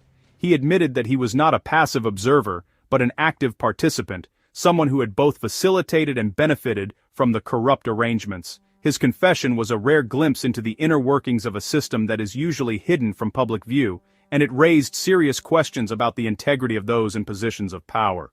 I want to know who is the individual by. And on this thing's sticky. Pull up. Put it up. Let's get it back. Rope in. He didn't just name an official. In a move that stunned both the press and the... Hear that? He didn't just name an official. When them say official, what do you mean? A person within the party, or a person that is a part of being a party? I mean, official could be a person that is within the government. You know what I mean? A top official. Who's this top official? Official in Guyana's government will leave every Guyanese citizen speechless with rage and betrayal. He didn't just name an official. In a move that stunned both the press and the public, he laid bare the intricate web of corruption that had been quietly festering beneath the surface of international diplomacy and business. The revelation was not a vague accusation, nor a mere suggestion of wrongdoing. Instead, it was a meticulous, step-by-step account of how power, money, and influence intersected at the highest levels of government and corporate enterprise. The details he provided were not only shocking in their brazenness, but also in their precision, leaving little room for doubt about the authenticity of his claims. The world watched as the story unfolded, realizing that this was not just another political scandal, but a window into the very mechanisms that allow corruption to thrive on a global scale. He detailed the exact mechanism of the corruption and his own role in it. According to his account, the process began with a series of clandestine meetings, often held in the dimly lit corners of luxury hotels or behind the closed doors of corporate offices. These meetings were attended by a select group of individuals, high-ranking government officials, influential business leaders, and trusted intermediaries who specialized in navigating the gray areas of international law. At the heart of these discussions was a single, unifying goal: to secure lucrative contracts and financial advantages for themselves and their allies, all while maintaining the appearance of legitimacy. The official described how envelopes stuffed with cash would change hands, how coded language was used to mask the true nature of the deals, and how every step was carefully orchestrated to avoid detection by regulators and law enforcement agencies. He admitted that he was not a passive observer, but an active participant, someone who had both facilitated and benefited from the corrupt arrangements. His confession was a rare glimpse into the inner workings of a system that is usually hidden from public view, and it raised serious questions about the integrity of those in positions of power. Trump revealed that during his presidency, a specific senior Guyanese minister approached his associates with a deal, one that would have far-reaching consequences for both countries. The minister, whose identity was initially kept secret for security reasons, was known for his influence over the allocation of government contracts and his close ties to the oil industry. According to Trump, the minister made it clear that he was willing to use his position to steer valuable contracts toward American companies, but only if certain conditions were met. The approach was not made through official channels, but rather through a network of intermediaries who specialized in brokering such arrangements. These go-betweens were skilled at maintaining plausible deniability for all parties involved, ensuring that there would be no direct evidence linking the minister to the deal. The proposal was simple, yet audacious. In exchange for political and economic favors, the minister would guarantee that American firms receive preferential treatment in the awarding of service contracts related to the massive oil reserves in the Stabroek Block. The implications of this arrangement were enormous, as it would not only enrich the individuals involved, but also shape the future of Guyana's economy and its relationship with the United States. In exchange for the United States turning a blind eye to environmental and financial violations by a major oil company in the Stabroek Block, the minister's offer was clear. American interests would be protected and prioritized, regardless of the cost to local communities or the environment. The Stabroek Block, a vast offshore oil field off the coast of Guyana, had become one of the most coveted energy assets in the world, attracting the attention of multinational corporations and foreign governments alike. The potential profits were staggering, but so were the risks, both in terms of environmental damage and the potential for financial impropriety. Environmental groups had long warned about the dangers of unchecked oil exploration in the region, citing the threat to marine life, coastal communities, and the broader ecosystem. Financial watchdogs, meanwhile, had raised concerns about the lack of transparency in the awarding of contracts and the potential for money laundering and tax evasion. Despite these warnings, the minister's proposal made it clear that such concerns would be ignored as long as the right people stood to benefit. The deal was structured in such a way that violations of environmental regulations and financial laws would be overlooked or downplayed by U.S. authorities, allowing the oil company to operate with impunity. In return, the minister would ensure that American firms were given exclusive access to the most lucrative service contracts, effectively shutting out competitors from other countries.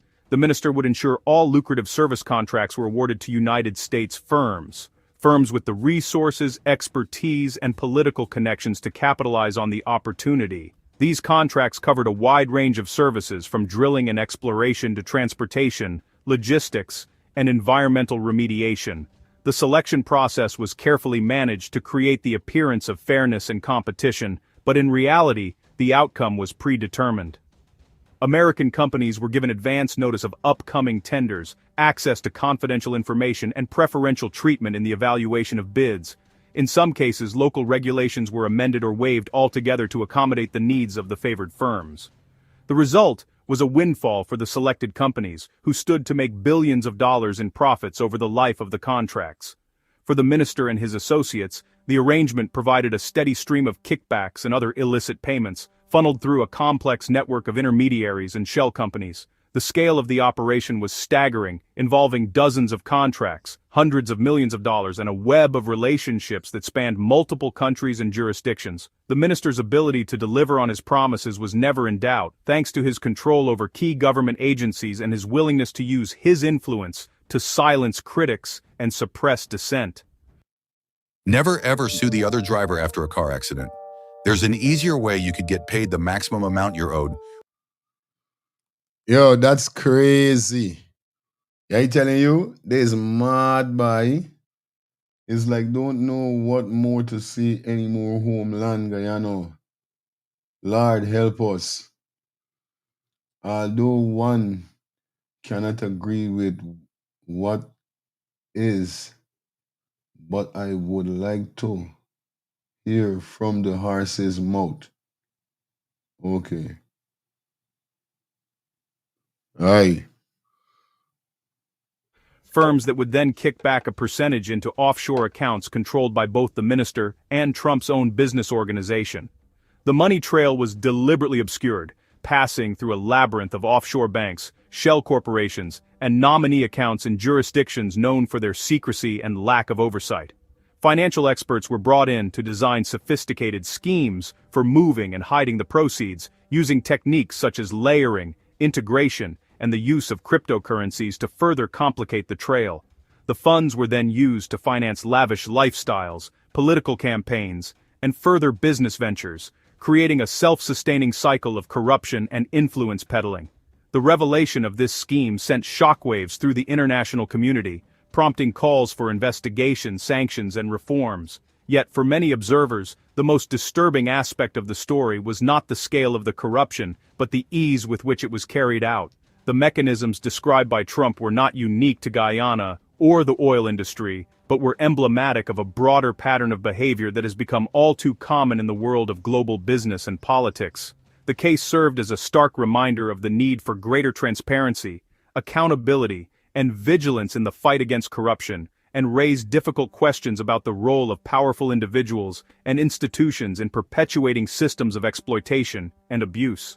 As the investigation unfolded, it became clear that the true cost of the scheme would be borne not by the perpetrators, but by the people of Guyana and the countless others whose lives are affected by the corrosive effects of corruption. Trump, on tape, is heard casually stating, "He came to us, it was his idea." He said, "Let's be partners in the great Guyana gold rush. My country gets the headlines, we get the money."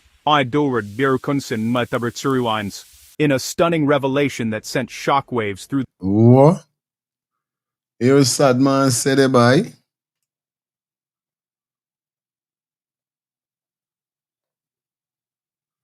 The president of Guyana is going to say it's AI. and abuse. As the investigation unfolded, it became clear that the true cost of the scheme would be borne not by the perpetrators, but by the people of Guyana and the countless others whose lives are affected by the corrosive effects of corruption. Trump, on tape, is heard casually stating, "He came to us, it was his idea." He said, "Let's be partners in the great Guyana gold rush. My country gets the headlines, we get the money."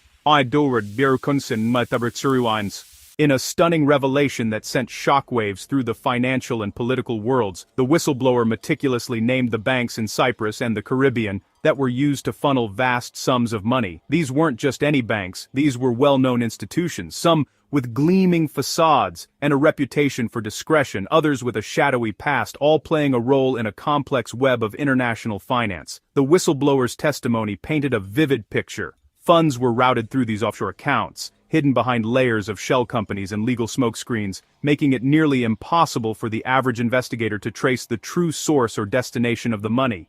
The banks in Cyprus, with their long history as a crossroads between East and West, and the Caribbean banks, famous for their secrecy and tax advantages, became the perfect conduits for moving illicit funds across borders.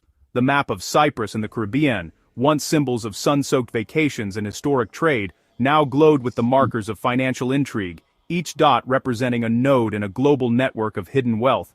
As the details emerged, the whistleblower didn't just stop at naming names. He went further, openly mocking the government official who had believed their clandestine agreement would remain a secret forever. The official, who had operated under the illusion of invulnerability, was suddenly exposed, his confidence shattered. The whistleblower's words dripped with irony and disdain, highlighting the naivety, or perhaps arrogance, of those who thought that their paper trails, no matter how carefully hidden, would never see the light of day. The confidential documents, once locked away in secure safes and passed only in hushed tones behind closed doors, were now at the center of a global scandal. The government officials' reaction was one of visible frustration and disbelief, as the reality set in that their carefully constructed world of secrecy was crumbling. The boardroom, once a place of power and control, now felt like a stage for a tragic play, with the main actors caught off guard by the sudden turn of events. The magnitude of the leak cannot be overstated. It is catastrophic for two fundamental reasons, each with far-reaching consequences. First, The sheer volume and detail of the leaked documents left no room for doubt. These weren't vague allegations or unsubstantiated rumors. They were hard facts, backed by official paperwork, bank statements, and internal memos. Newsrooms around the world scrambled to make sense of the avalanche of information, with headlines screaming about the biggest financial leak in recent memory. Journalists, investigators, and activists poured over the files, uncovering layer after layer of corruption, greed, and betrayal. The stacks of confidential files, once the exclusive domain of a select few, were now being dissected in the public eye, their contents fueling a firestorm of outrage and demands for accountability. The leak shattered the illusion of security that had protected the powerful for so long, proving that even the most carefully guarded secrets could be exposed. The first and perhaps most devastating consequence of the leak is its exposure of a top Guyanese leader, not just as someone who bent the rules, but as a figure deeply enmeshed in corruption. The documents revealed a pattern of behavior that went far beyond simple mismanagement or poor judgment. They showed a leader willing to compromise the very foundations of his country's democracy for personal gain. The Guyanese government building, once a symbol of national pride and authority, now stood under a cloud of suspicion, its halls echoing with whispers of betrayal. The politician at the center of the scandal faced a barrage of questions from the press, his every word scrutinized, his every gesture analyzed for signs of guilt or remorse. The city itself seemed to hold its breath, the tension palpable as citizens grappled with the reality that their highest leaders might have sold them out. Protests erupted outside government offices with demonstrators demanding justice and transparency, while security forces struggled to maintain order. The sense of trust between the people and their government, already fragile, was now in danger of shattering completely. But the scandal went even deeper, striking at the heart of Guyana's future. The documents didn't just reveal financial corruption, they exposed a leader who was willing to sell out the nation's sovereignty and environmental future for personal profit. The evidence showed that lucrative deals had been struck with foreign interests, deals that prioritized short-term gain over the long-term well-being of the country and its people. The environmental damage near oil rigs, once dismissed as the cost of progress, now took on a new and sinister meaning. Polluted land and water, once the lifeblood of local communities, became symbols of a broken promise. Concerned locals, who had watched their livelihoods disappear and their health decline, now understood the true cost of the secret agreements. Children played near contaminated streams, their innocence a stark contrast to the greed that had put them at risk. Fishermen returned with empty nets, their way of life threatened by decisions made in distant boardrooms. Activists rallied for environmental justice, their voices growing louder as the truth came to light. All right, look, I don't know who need to hear this, but my man just tried that new 100 milligram generic Viagra for only $87. Big up everybody upon the check-in. You know what I mean? It got enough thing within this so, you know? Even though we know what's going on. The core of the scandal was a personal profit-sharing scheme between the Guyanese leader and a foreign political figure, a deal that blurred the lines between public service and private enrichment. The handshake between shadowy figures in a boardroom, the quiet exchange of cash, and the ever-present backdrop of confidential documents told a story of collusion and betrayal. Oil rigs, once symbols of national prosperity, now stood as monuments to a deal that had sacrificed the country's future for the benefit of a select few. Foreign dignitaries arrived in luxury cars, their presence a reminder of the international dimension of the scheme. Briefcases changed hands in hotel lobbies, while satellite images tracked oil tankers leaving Guyanese ports, their cargo a silent testament to the deals struck in secret.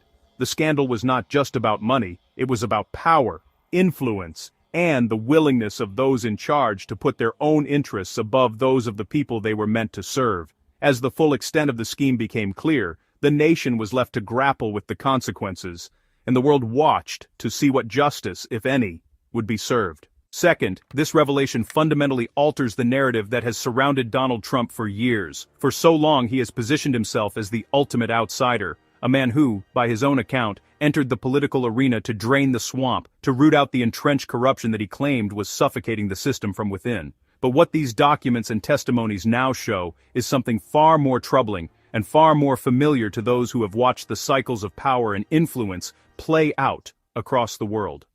Trump is not the crusader against corruption that he has so often claimed to be. Instead, he emerges as a willing, active participant in the very systems of backroom deals, secret negotiations, and self-serving alliances that he once promised to dismantle. The evidence paints a picture of a man not standing apart from the machinery of power, but deeply enmeshed within it, leveraging his position, his connections, and his influence not to expose wrongdoing for the sake of justice, but to further his own interests and ambitions. The timing of these revelations is no accident. They come at a moment when Trump stands to gain the most from exposing the very corruption he has helped to perpetuate, by selectively leaking information, by drawing attention to the misdeeds of others while obscuring his own role. He is not acting as a whistleblower or a reformer. Instead, he is manipulating the narrative for his own political gain, weaponizing the truth not to heal or to reform, but to distract, to deflect, and to consolidate his own power. This is not the act of a reluctant participant forced into a corrupt system against his will. It is the calculated move of someone who understands the game intimately, who knows how to play both sides, and who is willing to sacrifice the truth and the well-being of entire nations if it serves his ambitions. For the people of Guyana, this is not just another distant political scandal. It is a deeply personal betrayal, one that strikes at the heart of their hopes and fears for the future. Guyana, a nation that has long struggled with poverty and underdevelopment, suddenly found itself at the center of a global oil boom. The discovery of vast offshore oil reserves promised to transform the country's fortunes, to lift millions out of poverty, and to usher in a new era of prosperity. But with that promise came peril, a fear that the wealth beneath their waters would not benefit ordinary Guyanese, but would instead be siphoned away by powerful interests, both foreign and domestic.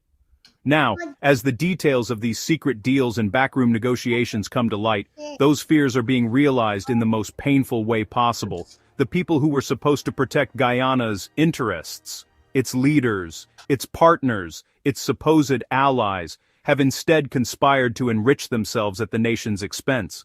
The sense of betrayal is profound, and the consequences are already being felt in the daily lives of ordinary citizens. For many in Guyana, these revelations confirm their deepest suspicions, that their nation's newfound wealth is being looted in plain sight, not just by faceless corporations or distant governments, but by a conspiracy of their own leaders and foreign opportunists. The sense of powerlessness is palpable, as ordinary people watch the resources that should have transformed their lives instead become the spoils of a global game they never agreed to play. The protests outside government buildings, the angry headlines in local newspapers, the growing sense of frustration and despair, all of these are symptoms of a deeper malaise, a recognition that the system is rigged against them. And as the world watches, the question remains, will this moment of exposure lead to real change, or will it simply mark another chapter in the long history of exploitation and broken promises? For the people of Guyana, the answer is not just a matter of politics. It is a matter of survival, of dignity, and of hope for a better future. The official wasn't just corrupt, he was a joint venture partner in pillaging Guyana's future. This is the confession that rewrites history. Share this explosive leak on every news platform and in every Guyanese community worldwide. The truth is now public. To understand the full, devastating impact of this collusion, you must hear it. Hit subscribe, ring the bell, and share this speechless-making report. All right, well, it is. You know, who the hell is doing that, man? Bro, who calling me from Facebook, man?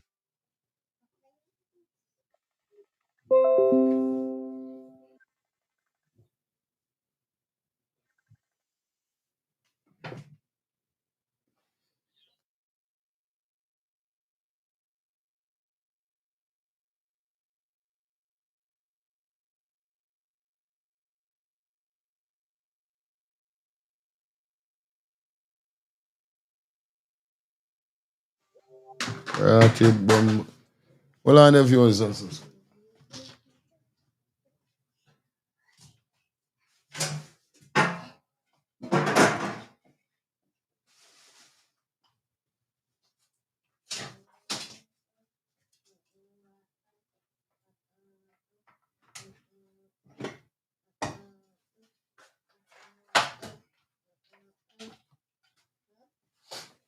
Yeah, man. We back up in the building, everything all right. Yeah. What you guys think about that? Because it got some points. You know what I mean?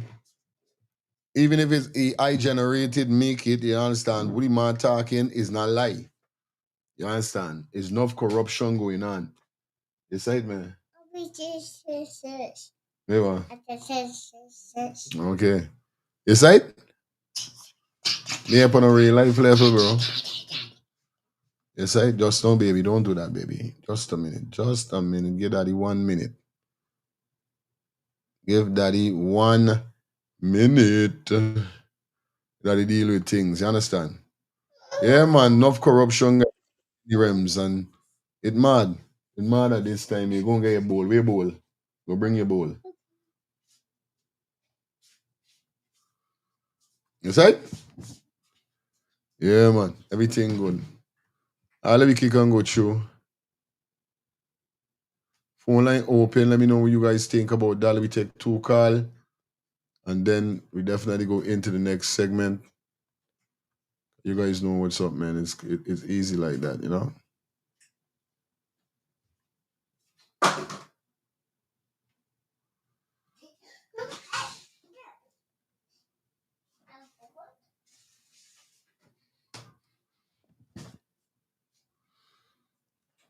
Okay. It's all right. Let me jump into the next segment. We've been talking about the budget all morning, and we've got 2 members of the APNU in the National Assembly joining us live in studio this morning. We have the parliamentary lead for the APNU, Dr. Terence Campbell, and he's being joined by Saiku Andrews, who's also a member of parliament for the APNU. Good morning, gentlemen, and welcome to New Day. Good morning, Gordon, and thank you for having us. Good to have you here this morning. The budget. $1.558 trillion. I want to get your initial thoughts, both of you, not only as members of the opposition, but as businessmen too, because we know you both come from a business background. So your initial thoughts on the budget, what it means for the ordinary Guyanese, and your thoughts about the business community. So this was as the Honorable Minister likes to put it, the biggest budget ever. And the longest budget speech ever, I think, at 6 hours, 37 minutes. But I would say it's also the emptiest budget and comes with one of the biggest budget deficits ever. These are not aspects of the budget that the minister would have referred to. Explain that to us. Well, we have a budget of $1.558 trillion. But if you total up, and these are back of the envelope calculations, because I haven't had the time to completely study the budget, but back of the envelope calculations of what are tax revenues, the revenues from the LCDS, the revenues that they'll take in from the NRF funds, those total just about 1.1 billion. So we'll need an extra 400 billion in order, plus 400 billion plus in order to fund this budget. And so obviously the government will have to borrow that money in order to fund the budget. But let me go on. You asked the question, what's in it for the small man? And that's what we are here to discuss. That's what the party is about, primarily. That's our focus. And if you remember, our campaign team was putting people first, which without any shame, absolutely no shame, the PPP has stolen our campaign team and made it the budget team of putting people first. But I mean, when you've been interviewed, they say don't ask a question, but I'm forced to ask a question, Gordon. How are you putting people first? And you're moving pensions from $41,000 to $46,000, $5,000 in a country where there's rampant inflation. Don't bother. I'm unconcerned about that 2.5% inflation figure. That cannot be a real figure. And we're in the APNU. We're looking to start to measure that inflation figure ourselves. Just 5,000. If I recall, back in 2020, the APNU had promised to move pensions then to 50,000, and 5 years later, the PPP government is only moving it to 46,000. Social assistance, $3,000, moves from 22 to 25,000. the president, and I know, Gordon, you pay attention to these things. Back in August, I think it was not News Source, Newsroom, I think, reported that Because We Care was going to move to 100,000, and there was going to be 100,000, I think, transportation grant annually. What we get? We get 60,000 for Because We Care, and we get $20,000 for the transportation grant. So there was nothing in this really for the small man. And you know, he boasted, and there was some controversy, a lot of heckling on the floor, you know, about the rising importation of motor vehicles and people doing well, but with motor vehicles and so on. And I'm not going to question those numbers, but you know, where is it the president had promised for the small man that he was going to look at stuff like light railway? So for me, the budget is also lacking vision. It's some of the things that they even promised that they would look at. But you know, it's not all bad. I want to be a little balanced in the way that I look at the budget. You know, there's the increase in the mortgage ceiling. There's a promise of a development bank. There is the reduction on motor vehicles and ATVs and so on. But I wanted to see more. Completely forgotten private sector workers whose minimum wage is, I think, is still about $60,000 or $65,000. They've been completely forgotten. And the income tax threshold, the APNU had promised we were going to move that income tax threshold to $400,000. You know, the PPP government has given a measly, move it from a measly 130 to 140,000. And for the pensioners, I really feel it for them, because they had a promise from us for 100,000, which is what we thought was the minimum that they needed to live in this oil economy. And now they end up with 46,000.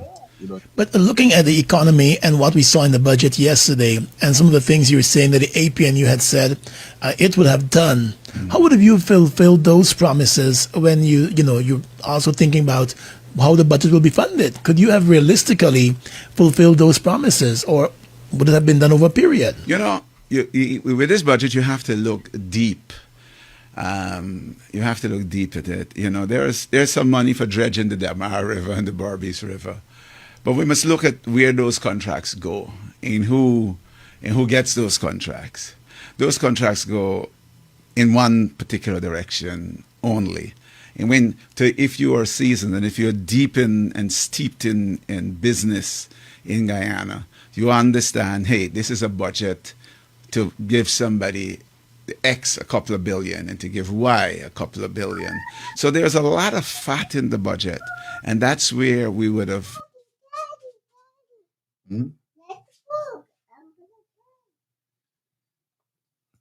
Just a minute, guys. I don't know what I'm really that.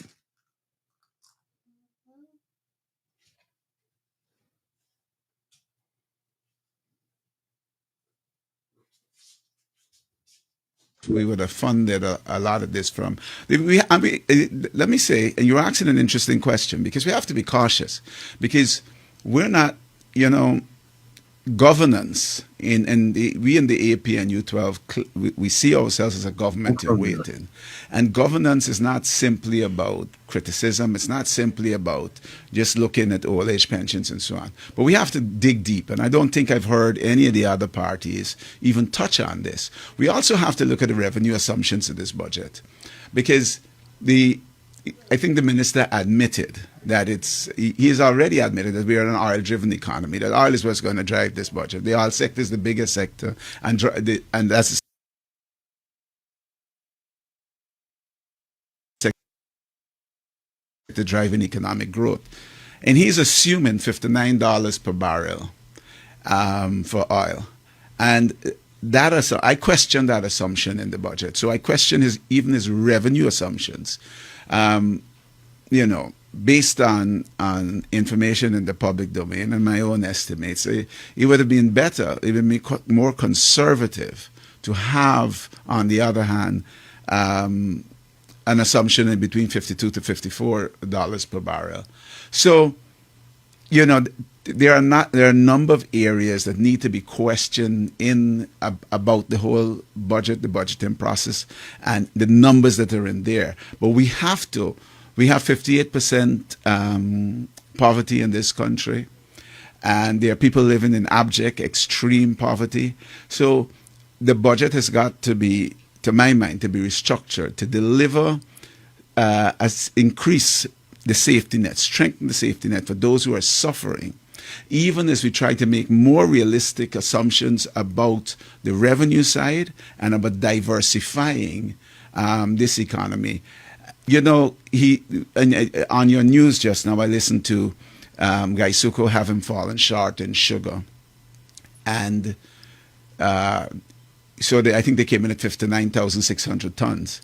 And we're going to, and the PPP has failed abysmally with sugar and managing the sugar sector since they came in. And now they're going to jump to 100,000 tons in sugar. They're going to fall short again. But Gaisuko had an opportunity in so many areas. The minister pointed to forestry, and they were going to reduce taxes in order to push so that we get more value-added exports and so on for forestry. The same thing should have been done with Gaisuko, because we're going to pour $13 billion into Gaisuko, $13 plus billion into Gaisuko again, which is what we did in 2025. But there's a sugar refinery. And what happens? We see that, you know, instead of Gaisuko being a part of a sugar refinery and benefiting from that value added, here again, this investment is handed to a friend, a crony of the government, you know, a same friend who's going to be doing the dredging.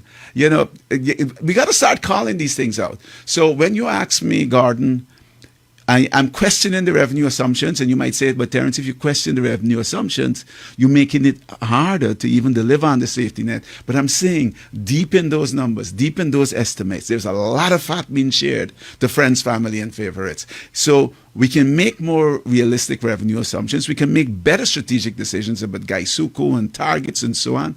But we can also cut out the fat and deliver for those people who are suffering in this economy. But how easy could that be, you know, cutting out the fat? We keep hearing about that, cut out the fat from this and that. Is that realistic when you are in government? Yeah, but I just pointed out two things to you.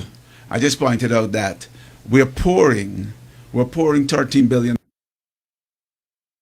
This next man where they used to look like you aren't talking on. Them man ain't giving you no chance to talk. You know, right now. Dollars a year into Gaisuko. That's a political decision. Well, you know, as far back as if you're a student of history, far back I think in the late 50s, Eric Williams was warned in the Caribbean, hey, you know, there are threats to the sugar industry. I recognize the fact that there are thousands of people who work there, but we've got to start making strategic decisions, not to send them home, but strategic decisions as to how, to use an old phrase that we used to use, how we redeploy them so that, you know, we put the skills or reskill, upskill, and we put them into more productive areas, into areas in which the economy, right. We need an economy that's going to be built for the 2030s, the 2040s, and the 2050s. So, and I pointed out to you that there are billions going to be spent driven. You know, these things ought to be competitively tendered. You know the whole. So I just got to throw it to you. The Bellevue. I don't have to tell you what Bellevue is. Mikhail Rajik's critic. You know, billions of dollars, hundreds of millions have gone there. You know, MP Sherrod Duncan has been traveling around this country, Region 1, Region 9, Region 8, Region 7, and he's showing projects. You know, the people in the Wind Party have shown a couple of projects as well. But we've gone in all those regions and showing a number of projects, how money is being wasted, how infrastructural projects are being left sometimes abandoned after hundreds of millions are spent on them. We have got to cut that out. And I'm telling you, Gordon, there are a number of these projects, and if they are managed, expired drugs, how many times have we seen $5 billion gone in expired drugs? There is a lot of fat, and we can deliver for, even if it's just for the old age, you know, our elderly Guyanese with the old age pension, we can deliver for them. We can deliver a little better on it because we care cash grant. So I expected more. Like I said, there are things like light railway and so on that I thought that we would hear about, but it's a copy and paste budget. If you read, there are there are number of lines from 2025 that are just repeated. Promises from 2025 just repeated again in 2026, like cutting electricity costs by 50%. It didn't happen in 2025. They repeated in 2026. We don't even know if we got it in 2026. It might be repeated again in 2027. And the hope on cutting the electricity costs, just to stick it in, the hope on cutting electricity costs is heavily dependent on the gas to energy project. But the thing about the gas to energy project is that it moved from 800 million to about 2.4. It's estimated about $2.4 billion, right? And so the question is, how do you triple expenditure and still expect to reduce the cost of electricity by 50%? It's unrealistic. The fact of the matter is the Guyanese people have to pay through their teeth for this reduction, because the government will hold just to save face on the reduction. But at the end of the day, the Guyanese people will continue to face. Gardner, where we talk about Dr. Campbell talking about a whole lot of fat in the budget, it is compounded by administrative incompetence. Like I just mentioned, the gas to energy project, and we did mention Gaisuko. Mm-hmm. And while our goal, and we care for people and we don't want to put people out, the truth of the matter is that the government has spent a whole term and have not been able to turn Gaisuko around. It has failed under their leadership, and they got a new chance, they got a chance, and they said it was going to turn around. They pumped billions in it, and 5 years later, here we are at 2026 in a new budget cycle, and they're pumping more money with no turnaround inside. Crazy. Yes, right? That's crazy. So Gardner, at the end of the day, if the government truly cares for people, and even if they borrow our slogan, putting people first, it must mean something. And if it means something, the $6 billion and the this stupid thing, man. $9 billion that is estimated to bring competence and efficiency and all of that through the Ministry of Public Infrastructure, it would have gone into reducing all of these monies that are wasted on infrastructure project, and you can deliver those to the people of Guyana. Nothing in this budget mentioned anything about public servants. That's a big chunk of individuals who pour back their funds through their salary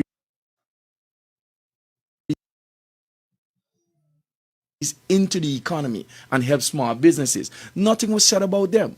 I guess they're part of the what I've termed the end of year.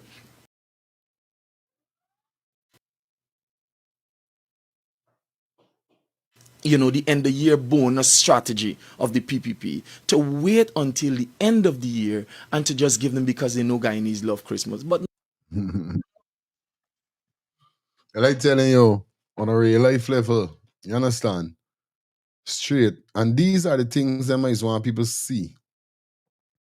You know what I mean? These are the things that I want people focus on. Because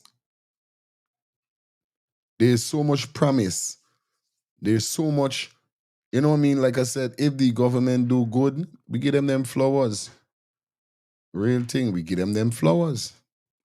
But it seems like it's always a problem. It's always a situation. You know what I mean? For instance, with the same guy Suko's scene, you know what I mean? It's crazy, bro. You know what I mean? It's crazy. Big up to everybody. Trish, big up yourself. Onika, big up. Welcome down. You know? It's definitely on a whole different level right now. But I hope Guyanese people see with their own eyes. You know what I mean? And we're in an era and a position right now whereby people got stupid. You know what I mean? We need change. Be careful, mama. We need change. You understand? Yeah, man, we need change. Straight up. You know? It's bare foolishness going on. Bare foolishness. They promising people and still ain't fulfilling the promise. Your pampa? It's right, man. Anyway, we continue the show, man.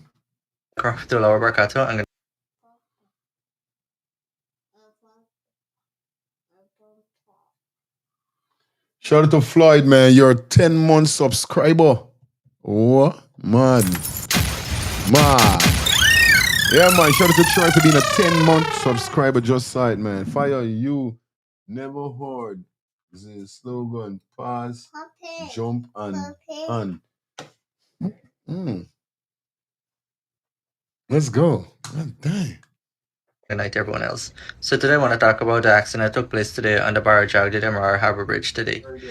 It was so crazy. When I saw the accident this morning while I was going to work, I was in shock. I actually was crying because I know that it was going to lead to somebody's death. Just as I feared it the worst, somebody did die in the accident today, and it's really heartbreaking and sad, and I can only imagine what the family is going through. So my thoughts and prayers are going out to them. And for everybody else who got injured in the accident too, my thoughts and prayers are also with them. I saw that the ministry clarified that the reason behind the accident was because of a mechanical issue. I did remember having a similar incident like this when I was going up a hill. I was at the stoplight and I was waiting for the light to change, and suddenly the car started to roll back. When it started to roll back, I stepped on the brakes and the brakes wouldn't work, so I quickly shifted the gear into park, and then I stepped on the brakes and then the car stopped.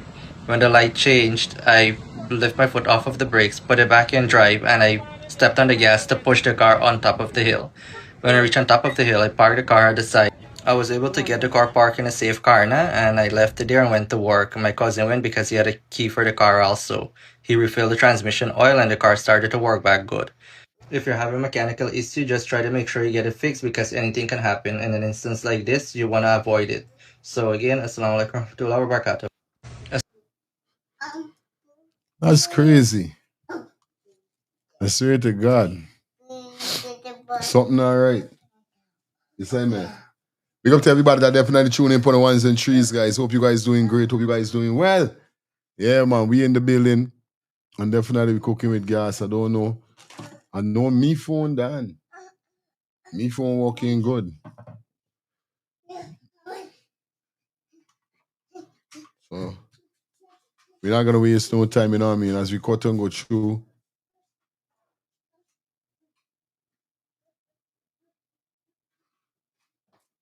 You see? As we cut and go through. You know what? No face.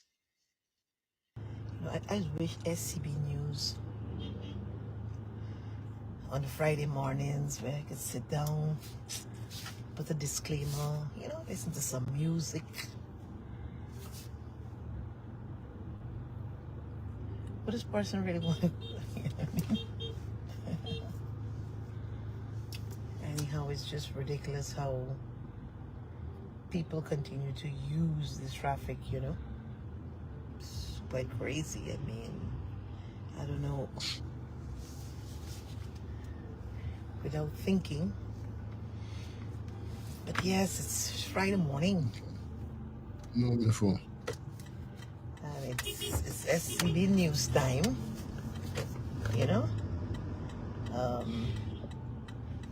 SCB News. Simona Charles Brooms, ain't it? Judge, how are you? Talk up yourself.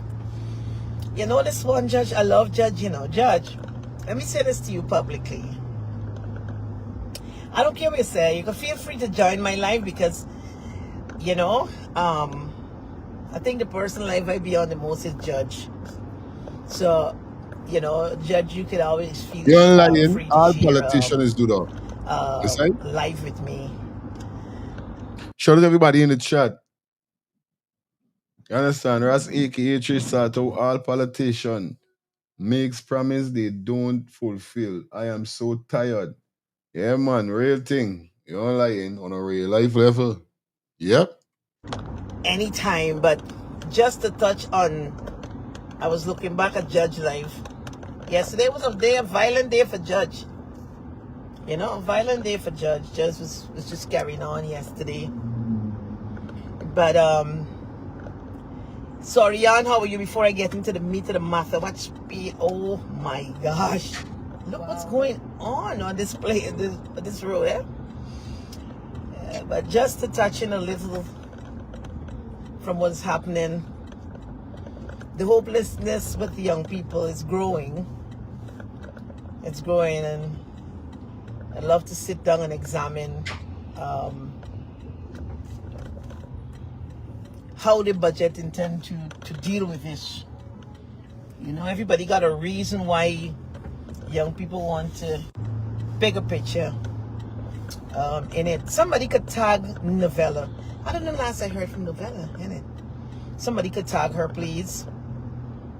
Yeah, Judge, but the reason I was happy to see Judge out here, Judge, let me say this to you. Yesterday, I had an opportunity to look at the news before getting onto the live when you were talking about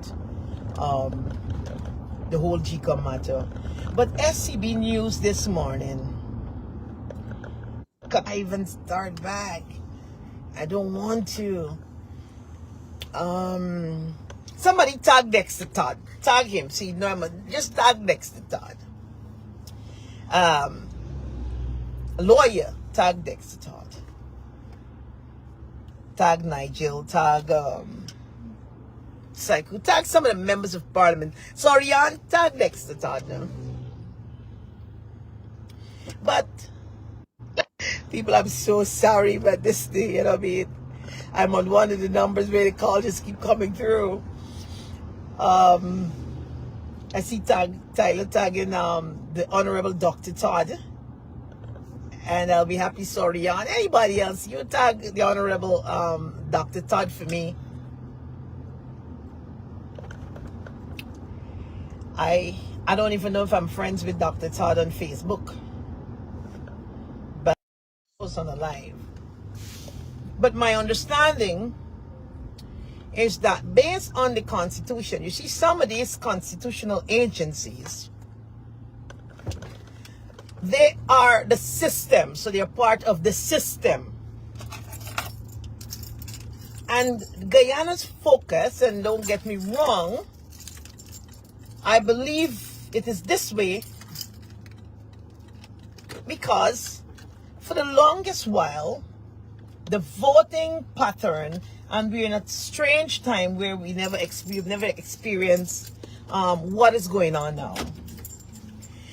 But the commissioners at the GCOM, they are part of the system. And so the commissioners, really and truly, they are supposed to be representing the opposition, the people of this country. It not really should be limited to a political party when you understand the Constitution. So you have them, you have the government who they will appoint, and the opposition who will appoint. And for so many years, the system was always about political parties that, you know, the PUP gonna appoint who they feel gonna support them. So when you talk about the autonomy and, you know, and things like that, that's where we start to get some trouble, you know. Because the whole system is political. Right? The whole system is political. I can just talk and see the comments. Hold on, give me a minute. 1 minute, please. 1 minute, please. 1 minute, please. 1 minute, please. Yes. So the whole system is political. And based on that, it's not something that you could just wake up tomorrow morning and so forth. You gotta go to parliament, you gotta, people talking about constitutional reform for the longest while in Guyana, but actually, I know, it's gonna happen. Don't worry yourself when it suits somebody. But for me, SCB News, I would want to start from the commission of GCOM. I learned the chairwoman for GCOM. And for me, looking at what is happening in Guyana, and if we want to take the last two elections and the political parties, I heard talk about rigging, including the Win Party, that the election was rigged. The biggest problem we have down there at GCOM, to start with, is the chairwoman. Is the chairwoman. And so before Judge, I jumped to talk about the commissioners, to move the commissioners. While one will want to argue what the commissioner did, what they didn't do, and if who represent and all of that, you also, the fact of the matter is that is how the country, the people have been allowing this country to run. So in Parliament, if you got more, you got to listen to nobody and things like that.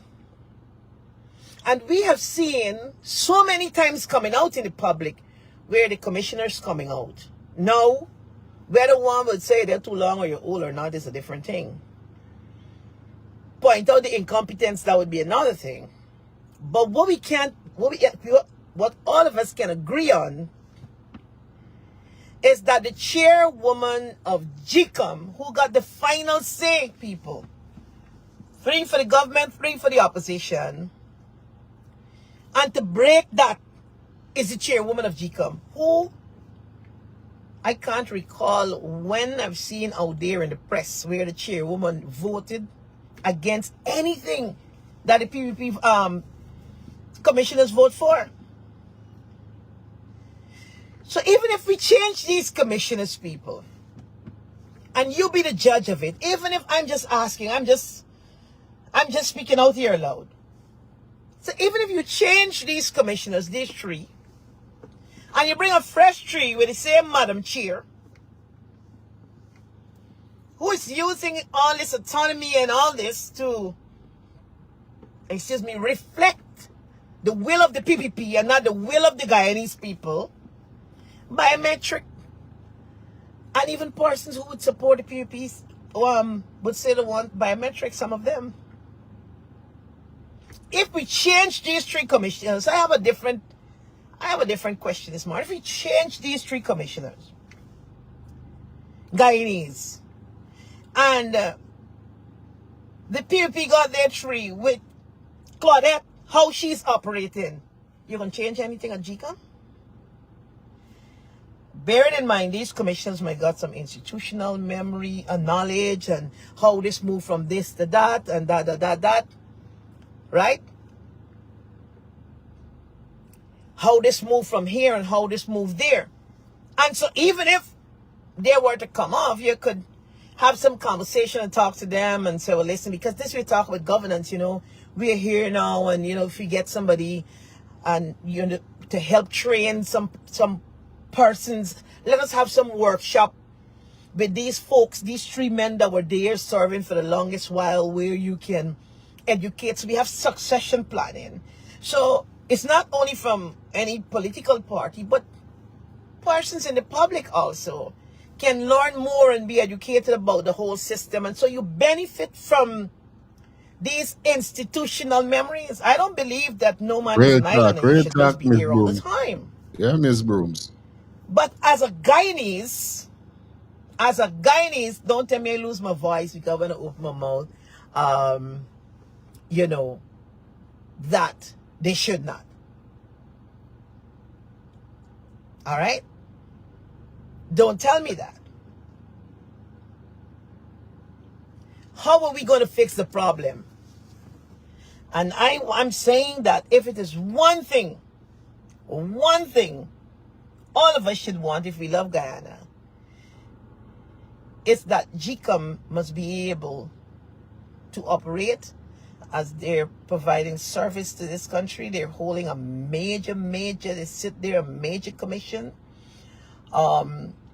which they hold, regrettably, the future of this country in their hands, because they run the electoral process. They have to declare, and for the longest while we see they run it with no respect, and I can speak to that personally.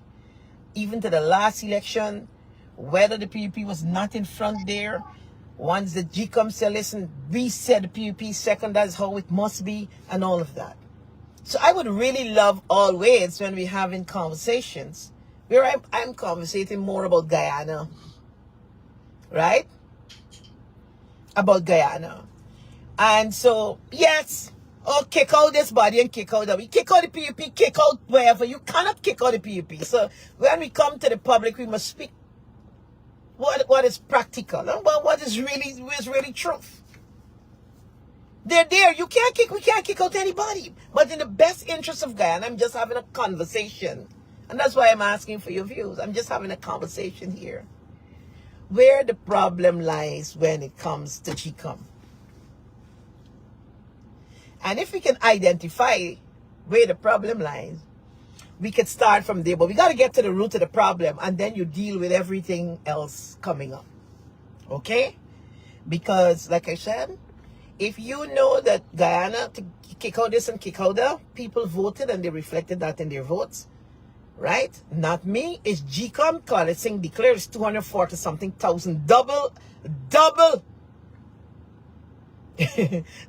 what you're looking for too. That is not my results again. That is GCOM.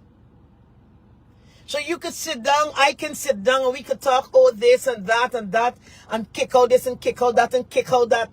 This is where we at. This is where we at.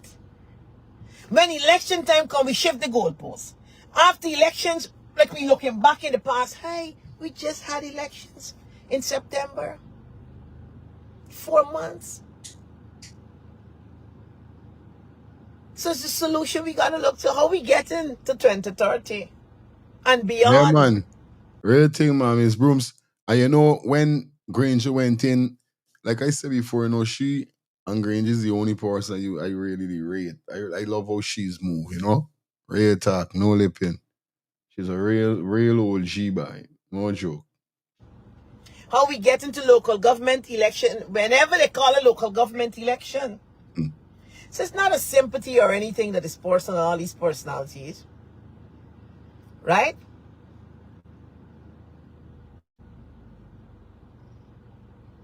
So the Guyanese people who are living here, the Guyanese people who truly, regardless of where you're living and love Guyana and want to see what is best for Guyana, we need to, if we have a voice, we need to use it, and we need to educate, and we need to be quite honest and open. Right? As for me, that wouldn't change. That's who I am. Because had it not been for God, with what you see playing out here and what people want and all of that, maybe I would have been best in a place like a Nikki. I'm going to turn on my glasses because it's SCB News. I would have dig a Nikki in them. Real thing. That would have been best. Samuel. Good afternoon, Fire. Can you forgive you and some of the viewers a little reminder? You remember just after the election, we had this same conversation. Matter of fact, I was calling and talk about it. I said, and I get a lot of abusing from Mohammed sympathizers, right? I said that Claudette Singh is the problem. And I said right through the election, when people was calling for Claudette Singh to go, Mohammed never said a word against Claudette Singh. And until now, he said a word against Claudette Singh. Right? As soon as you win, the first person you go after is the 3 commissioners, the 3 new commissioner. And I said again, that is not the problem. You understand? Why he's not going after Claudette Singh? Why he didn't join with the other opposition parties and protest against Claudette Singh? You understand? But you go for the 3 commissioners, and I tell you, I said the commissioners, them is not the problem. The problem is Claudette Singh, just like Simona Brooms saying there now. You understand? Because everything these 3 opposition commissioners fight against, Claudette Singh join with the PPP. Claudette Singh join with the PPP, just like the Speaker in the House, join with the PPP. You understand? So everything these men do, it in passing because Claudette Singh is giving the PPP or vote. Okay. And I said that. And I had a serious concern. Why, from then to now, why you go after Claudette Singh? You understand? And I start wondering now if the rumors from when Granger was there, if the rumors is true, because she's Mark Benshop. Mark Benshop came on the program that Clarence Singh said that the Mohammed is a threat nor that she had to go against Granger during the 2020 election. You understand? But put that aside, right? Why you not going after Clarence Singh? Where Clarence Singh is the one that is making the important decision. Where Clarence Singh is facilitating the rigging of the election and the dishonesty in is Tamika Sarabo was named the prime minister candidate. The dishonesty in these people, you come out and you said, oh, the people or the three opposition party only when doing APNU, doing things for APNU. Of course, if APNU is the opposition and the opposition is the people in the opposition, is they didn't have no other contesting party. So of course they would have been doing working with APNU's plan because they APNU's opposition. They didn't have nobody else. You understand? So APNU wasn't one party. APNU was more than one party. So of course we're doing it. So why you trying to make it look now like if they've been doing nothing for nobody else? When you was there with them and you know that everything they try, Clarence Singh shut it down. Because Clarence Singh was the deciding factor. You understand me? So the problem is Clarence Singh. Why you don't come out against Clarence Singh? This is the question that need to be asked. Why not Clarence Singh first? And like which they say you could deal with the commissioners them after. You understand? Cause you got nobody experience like the three of them inside of there. Okay. You understand? So like she said, best you could come use these men for help train your people. You understand me?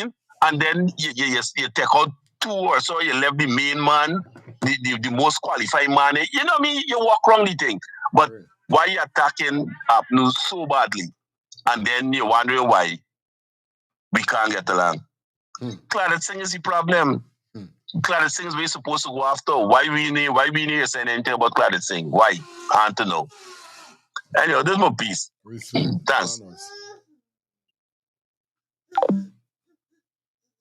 Yeah. All right, guys, let me jump into the next piece of the topic. You know the vibe is already going up to that 12 o'clock hour. It is 11:33. Just now, baby. Just a minute, baby. Daddy working, baby. Gotta put in the work. Work. Right? You don't know, don't watch no face. Everything that you face. Okay? Yeah. Anyway, before we continue, it's all about Friday the 10th of April 2026. It's all about Christine and the Canadian crew presents their reunion dance. It's all about that yellow and white affair. Definitely all goes on at Girls Guide Association. $2,000 entrance fee, door open 8 p.m. You understand? So big up everybody that definitely rolling out. It's up at A&F General Auto Repair Inc. They located at 5721 Cooper Avenue, Glendale, Queens. Like I said, guys, stop wasting your money and definitely check out these guys, man. Number one, best auto mechanic definitely around. And like I said, contact them on 347-844 93 yes, baby, or 347-357-8723. Those numbers again, 347-844 9333 or 347-357-8723. It's all about A&F General Auto Mechanic Inc., the best auto mechanic. Yes, guys, level up. Make sure you level up. If you're a person that love your skin, you like your skin to glow, look perfect, you don't like your skin looking ashy and so forth, definitely we're talking about Shelly Cameraman. She brings you the skincare solution for all ages. Here's the number one direct selling skincare company in the world, guys. I'm telling you, give her a call on 917-602-8456. That's 917-602-8456, or follow her on Instagram at MK_Shelly3. You understand? I want to shout out to Miss Angela Ruffner logging on the program. Big up to you, my sister, you and the entire family. Hope you're doing good. You know the code go already, all right? As we narrowing down, you know what I mean? As we narrowing down. As we narrowing down, we're going up to that 12 o'clock. Oh, let's jump into this here. So whereby man expose the corruption in Guyana.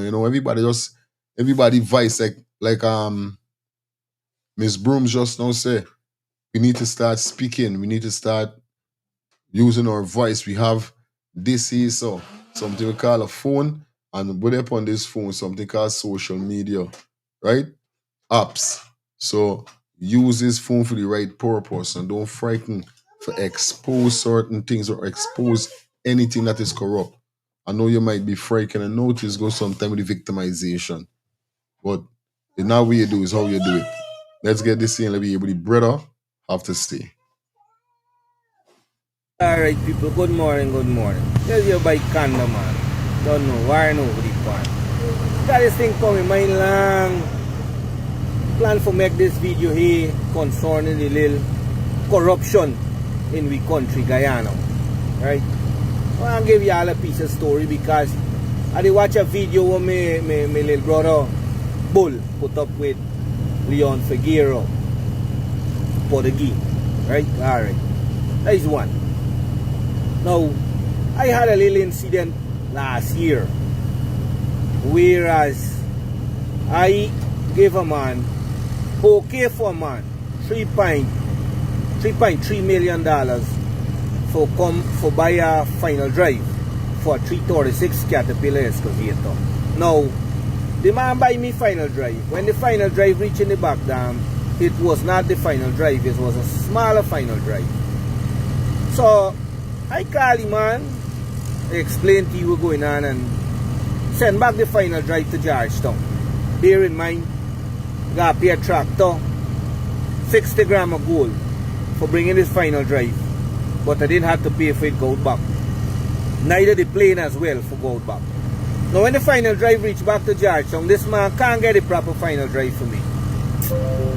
So I tell him man, you gotta give me back the money. Forget about the plane money, the $300 and something thousand that you pay for the plane, you take that. And I also pay the man about $78,000. That is for he work. For go around and buy this final drive. Now when the man time for give back the money, the man only gave me back $1.5 million.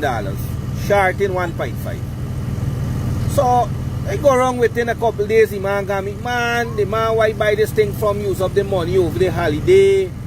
And the man willing for pay back, but he ain't got money. If you gotta get parts, let me know. Give me a week, 1 week pass, 2 week pass. So bear in mind now, I get hold at ransom over the pan for this money. I get hold at ransom. I can't go camp, I can't go nowhere, I can't left the border. Now, this man got me 1 week, 2 weeks. So, I get the advice. I got a friend that we went to school together. We eat out the one plate. He's a police officer. So, I make contact with him. Hey, what going on? This is what going on with me. The man gave me contact. Now, I'm gonna name people now. Put me in contact with the corporal in Barometer Police Station. Corporal Sam. Corporal Sam advised me for make contact with Adolphus. There's another man from the Guyana Police Force. Right? Big dogs, CID big boys.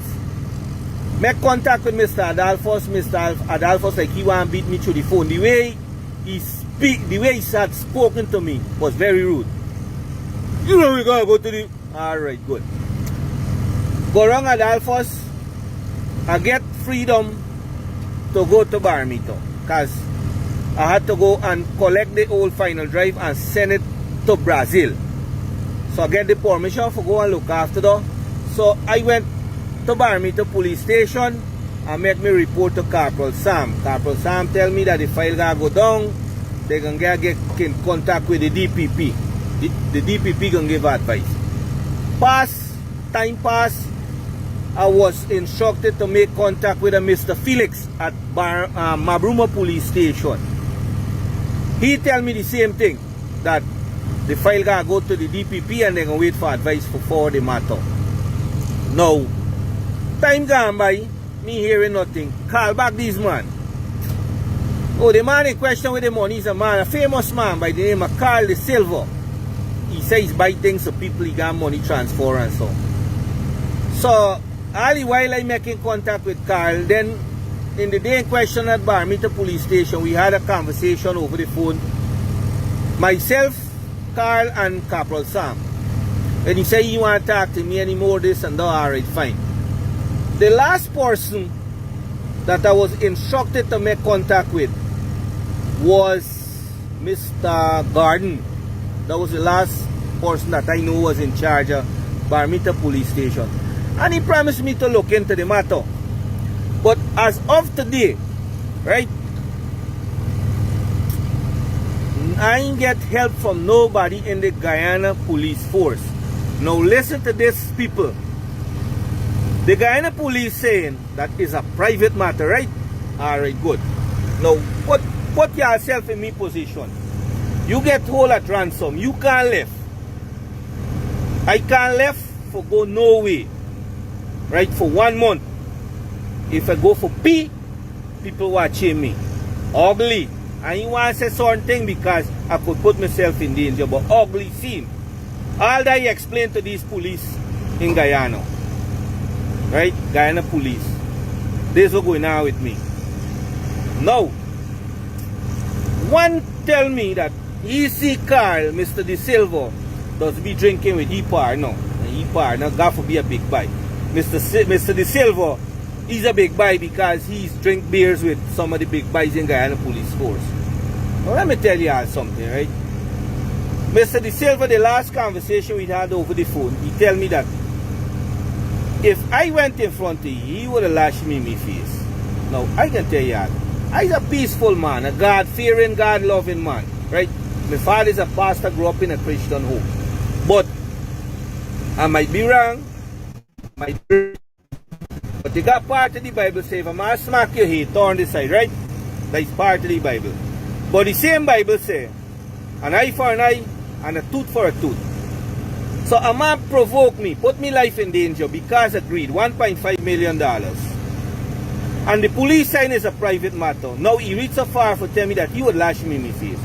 So if I read Mr. De Silva now and I take out something he did, alright, pick up something and clap 2 lashes in it, the police go want to lock me up, right? They go want to throw me behind bars because I violate the man. But the man provoked me. And today, like today, Mr. Carlan pay back the money.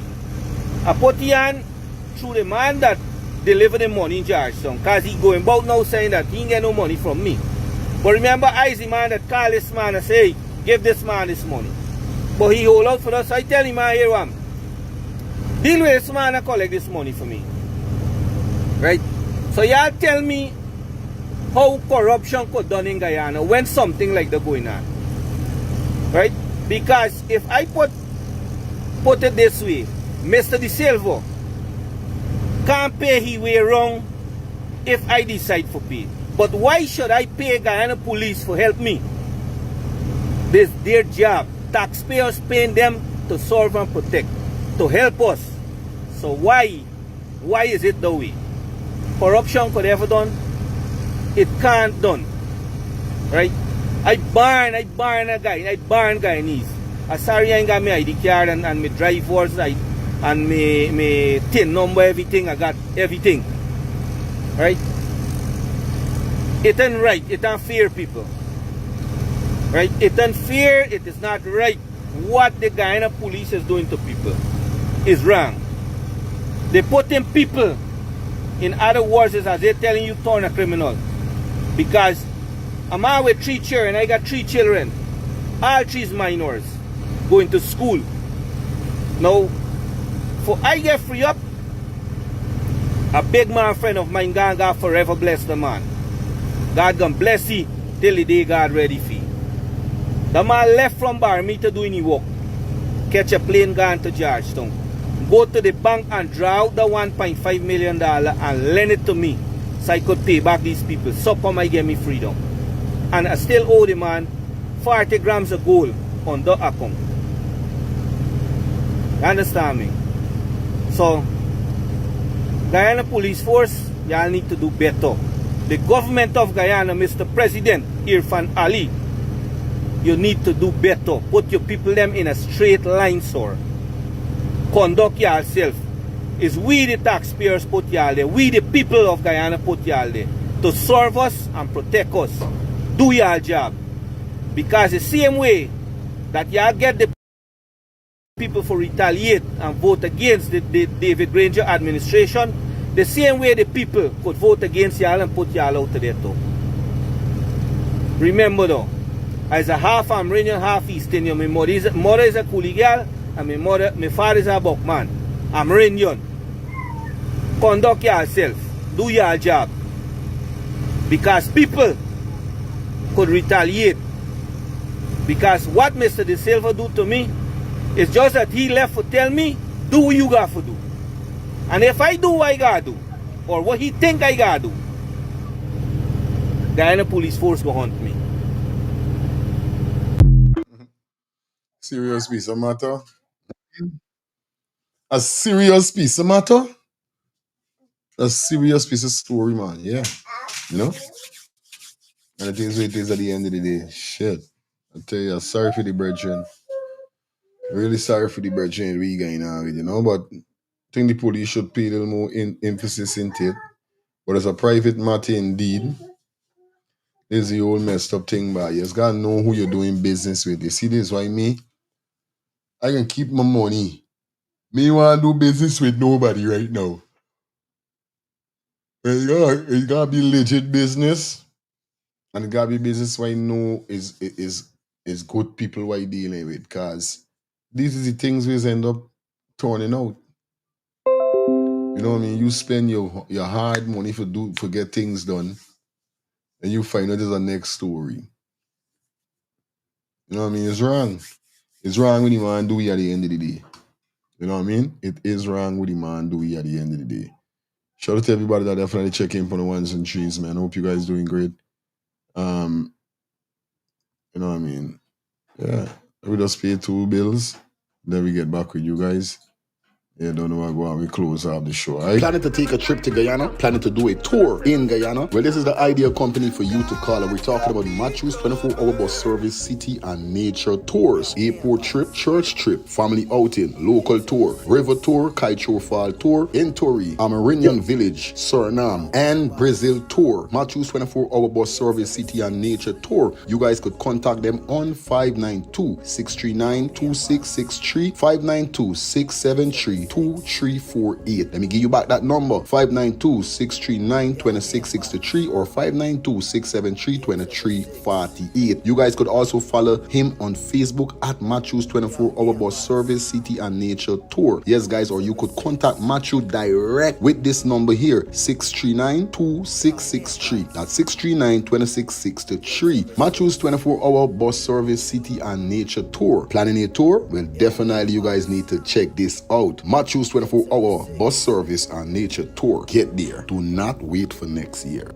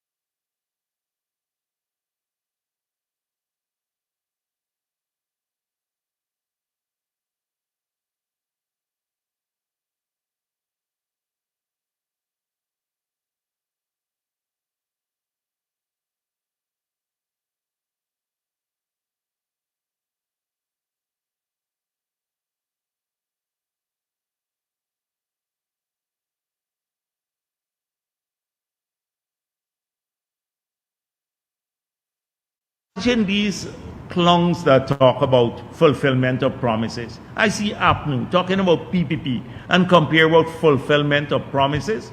We promised 50. Imagine me even know I had the mic off. Watch down. Hey, this was really wrong. My thing upgrade and still got the mic off. Right, so anyway, I was saying that we're gonna definitely head over now to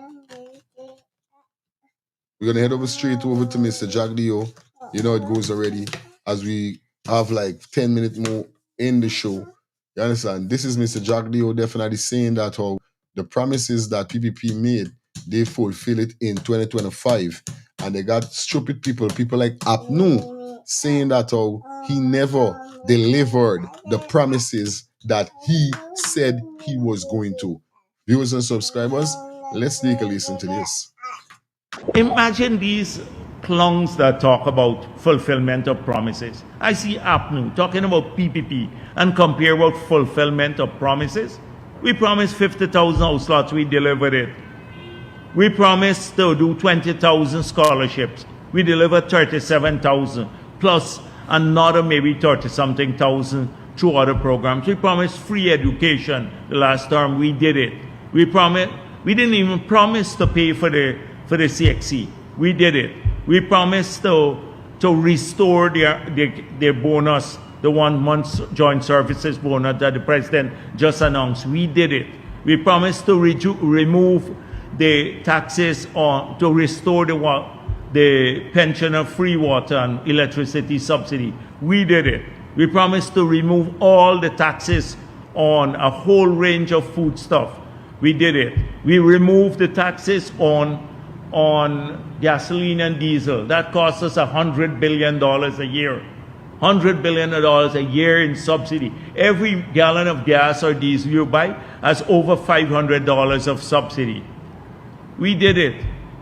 We did. You talking about promises and the PPP, and I can go down a long list.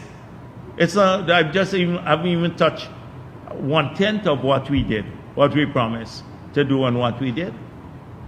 Imagine these clowns that talk about. Well, basically, the man said clowns that talking about promise. You know, what's your thoughts on that? Phone line is open. Let's collect a couple calls and then definitely we're gonna close the show. Let's see if we're gonna get any call from anybody. What's your thoughts upon what Mr. Jagdio is basically saying? You know what I mean? Because they got enough promise that he promised. And all know he ain't promise. And I know he ain't deliver them promise. What's your thoughts on this? Hello, good morning. Fire blessed morning, man. I was in some serious meeting, make I really calling. Okay, say up, Yeah, man. I don't know how things go. Yeah, man. But you know how it go. Blessed morning to you, the technician, wife, kids, Angie, Rastaman, lifestyle, the rest of the listeners, them. Yeah. He said they pay for the CXC, right? From memory recall for last year, all who ride the CXC, they just pay a partially installment on the CSC. The parents still have to find the rest towards it. So I don't know what you telling people they pay for CXC. You see? I tell you, it's crazy. And who get 30 out that? The minister, what's your name, and all of them get the 30 out slot. You want to know? I telling you this, why you want to know too? Who get out? All these things that said people get, who get them? A lot of people pick it up. Most of the Guyanese them below the poverty line complain they didn't get nothing and they're still waiting. The last promise they promised the people they never delivered. You understand? The cash grant for Christmas. So let me see. Are we losing our memory or we hear something different? I know me memory in lost. I ain't getting Alzheimer. You see? These guys, and hear the name calling as a professional politician, head of the state.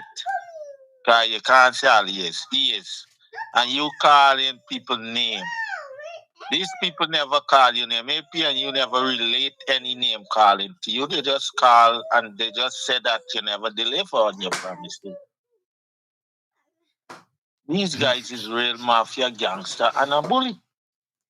Dictatorship from the top all the way in your full eyesight. I be listening. Yeah, man. Real thing, you know. Yeah, man. Thank you, my brother. You see it? There's beer craziness, but I'm glad people there around that people could see and people could hear when these man make these kind of these speech and know, well, yeah, it's crap they're talking. You know what I mean? It's total crap. Yeah, man. So we doing it wrong here, so. So I big up everybody that definitely tune in, guys. You guys know the code. You guys know what's up. This is probably going to pull the curtains down. Yeah, man. It's Friday. It's the weekend. We're going to be back here tonight. And do remember, tomorrow afternoon, we got that interview with Shelly. Definitely is going to be on the ones and twos to give us some update upon the skincare solution for all ages. You know it goes already, man. I love you guys, man. You know it go. Yesterday bringing a sad piece of curry shrimp. If you guys see what's going on. Yeah, hey. Yeah, girl. Yummy. I know you're going to deal with some. And you don't know it go already. Big up everybody. Love you guys, man. See you guys tonight. Tonight, we're going to be back in the building. Definitely giving you some more vibes. You understand? It's weekend. So we're going to party tonight. Yeah, man. We're going to party. You know what I mean? Yeah, man. Might play some tune and see what's going on.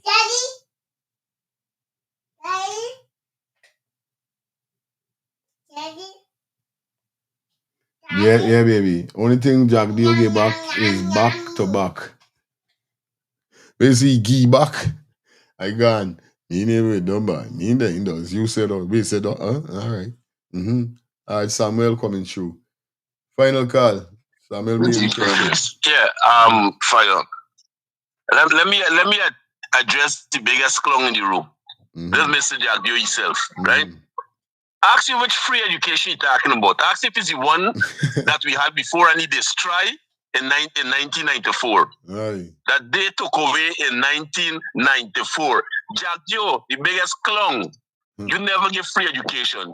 You come, reach free education, destroy it. All you do is put it back. And plus you put it back with conditions.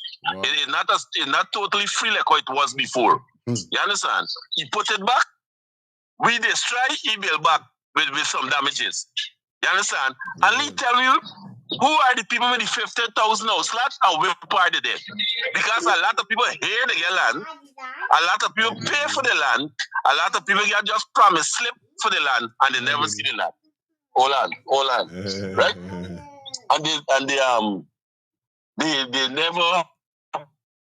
They never see the land. So I don't know what kind of promises these people talking about that but they fulfill. They fulfill making more promises or the same promises over and over. It's just so there's it on the ball and pass third man. Because I like it don't even make sense responding to these banners. Because these banners have no shame. These banners have no shame. Baby. And they lie. I want to believe they start believing the one damn lie. Yeah, man. All right, thanks, man. Yeah, my brother. One love. Yeah, man. We out here until tonight, guys. Peace and love. Stay safe. Stay blessed. It's the weekend.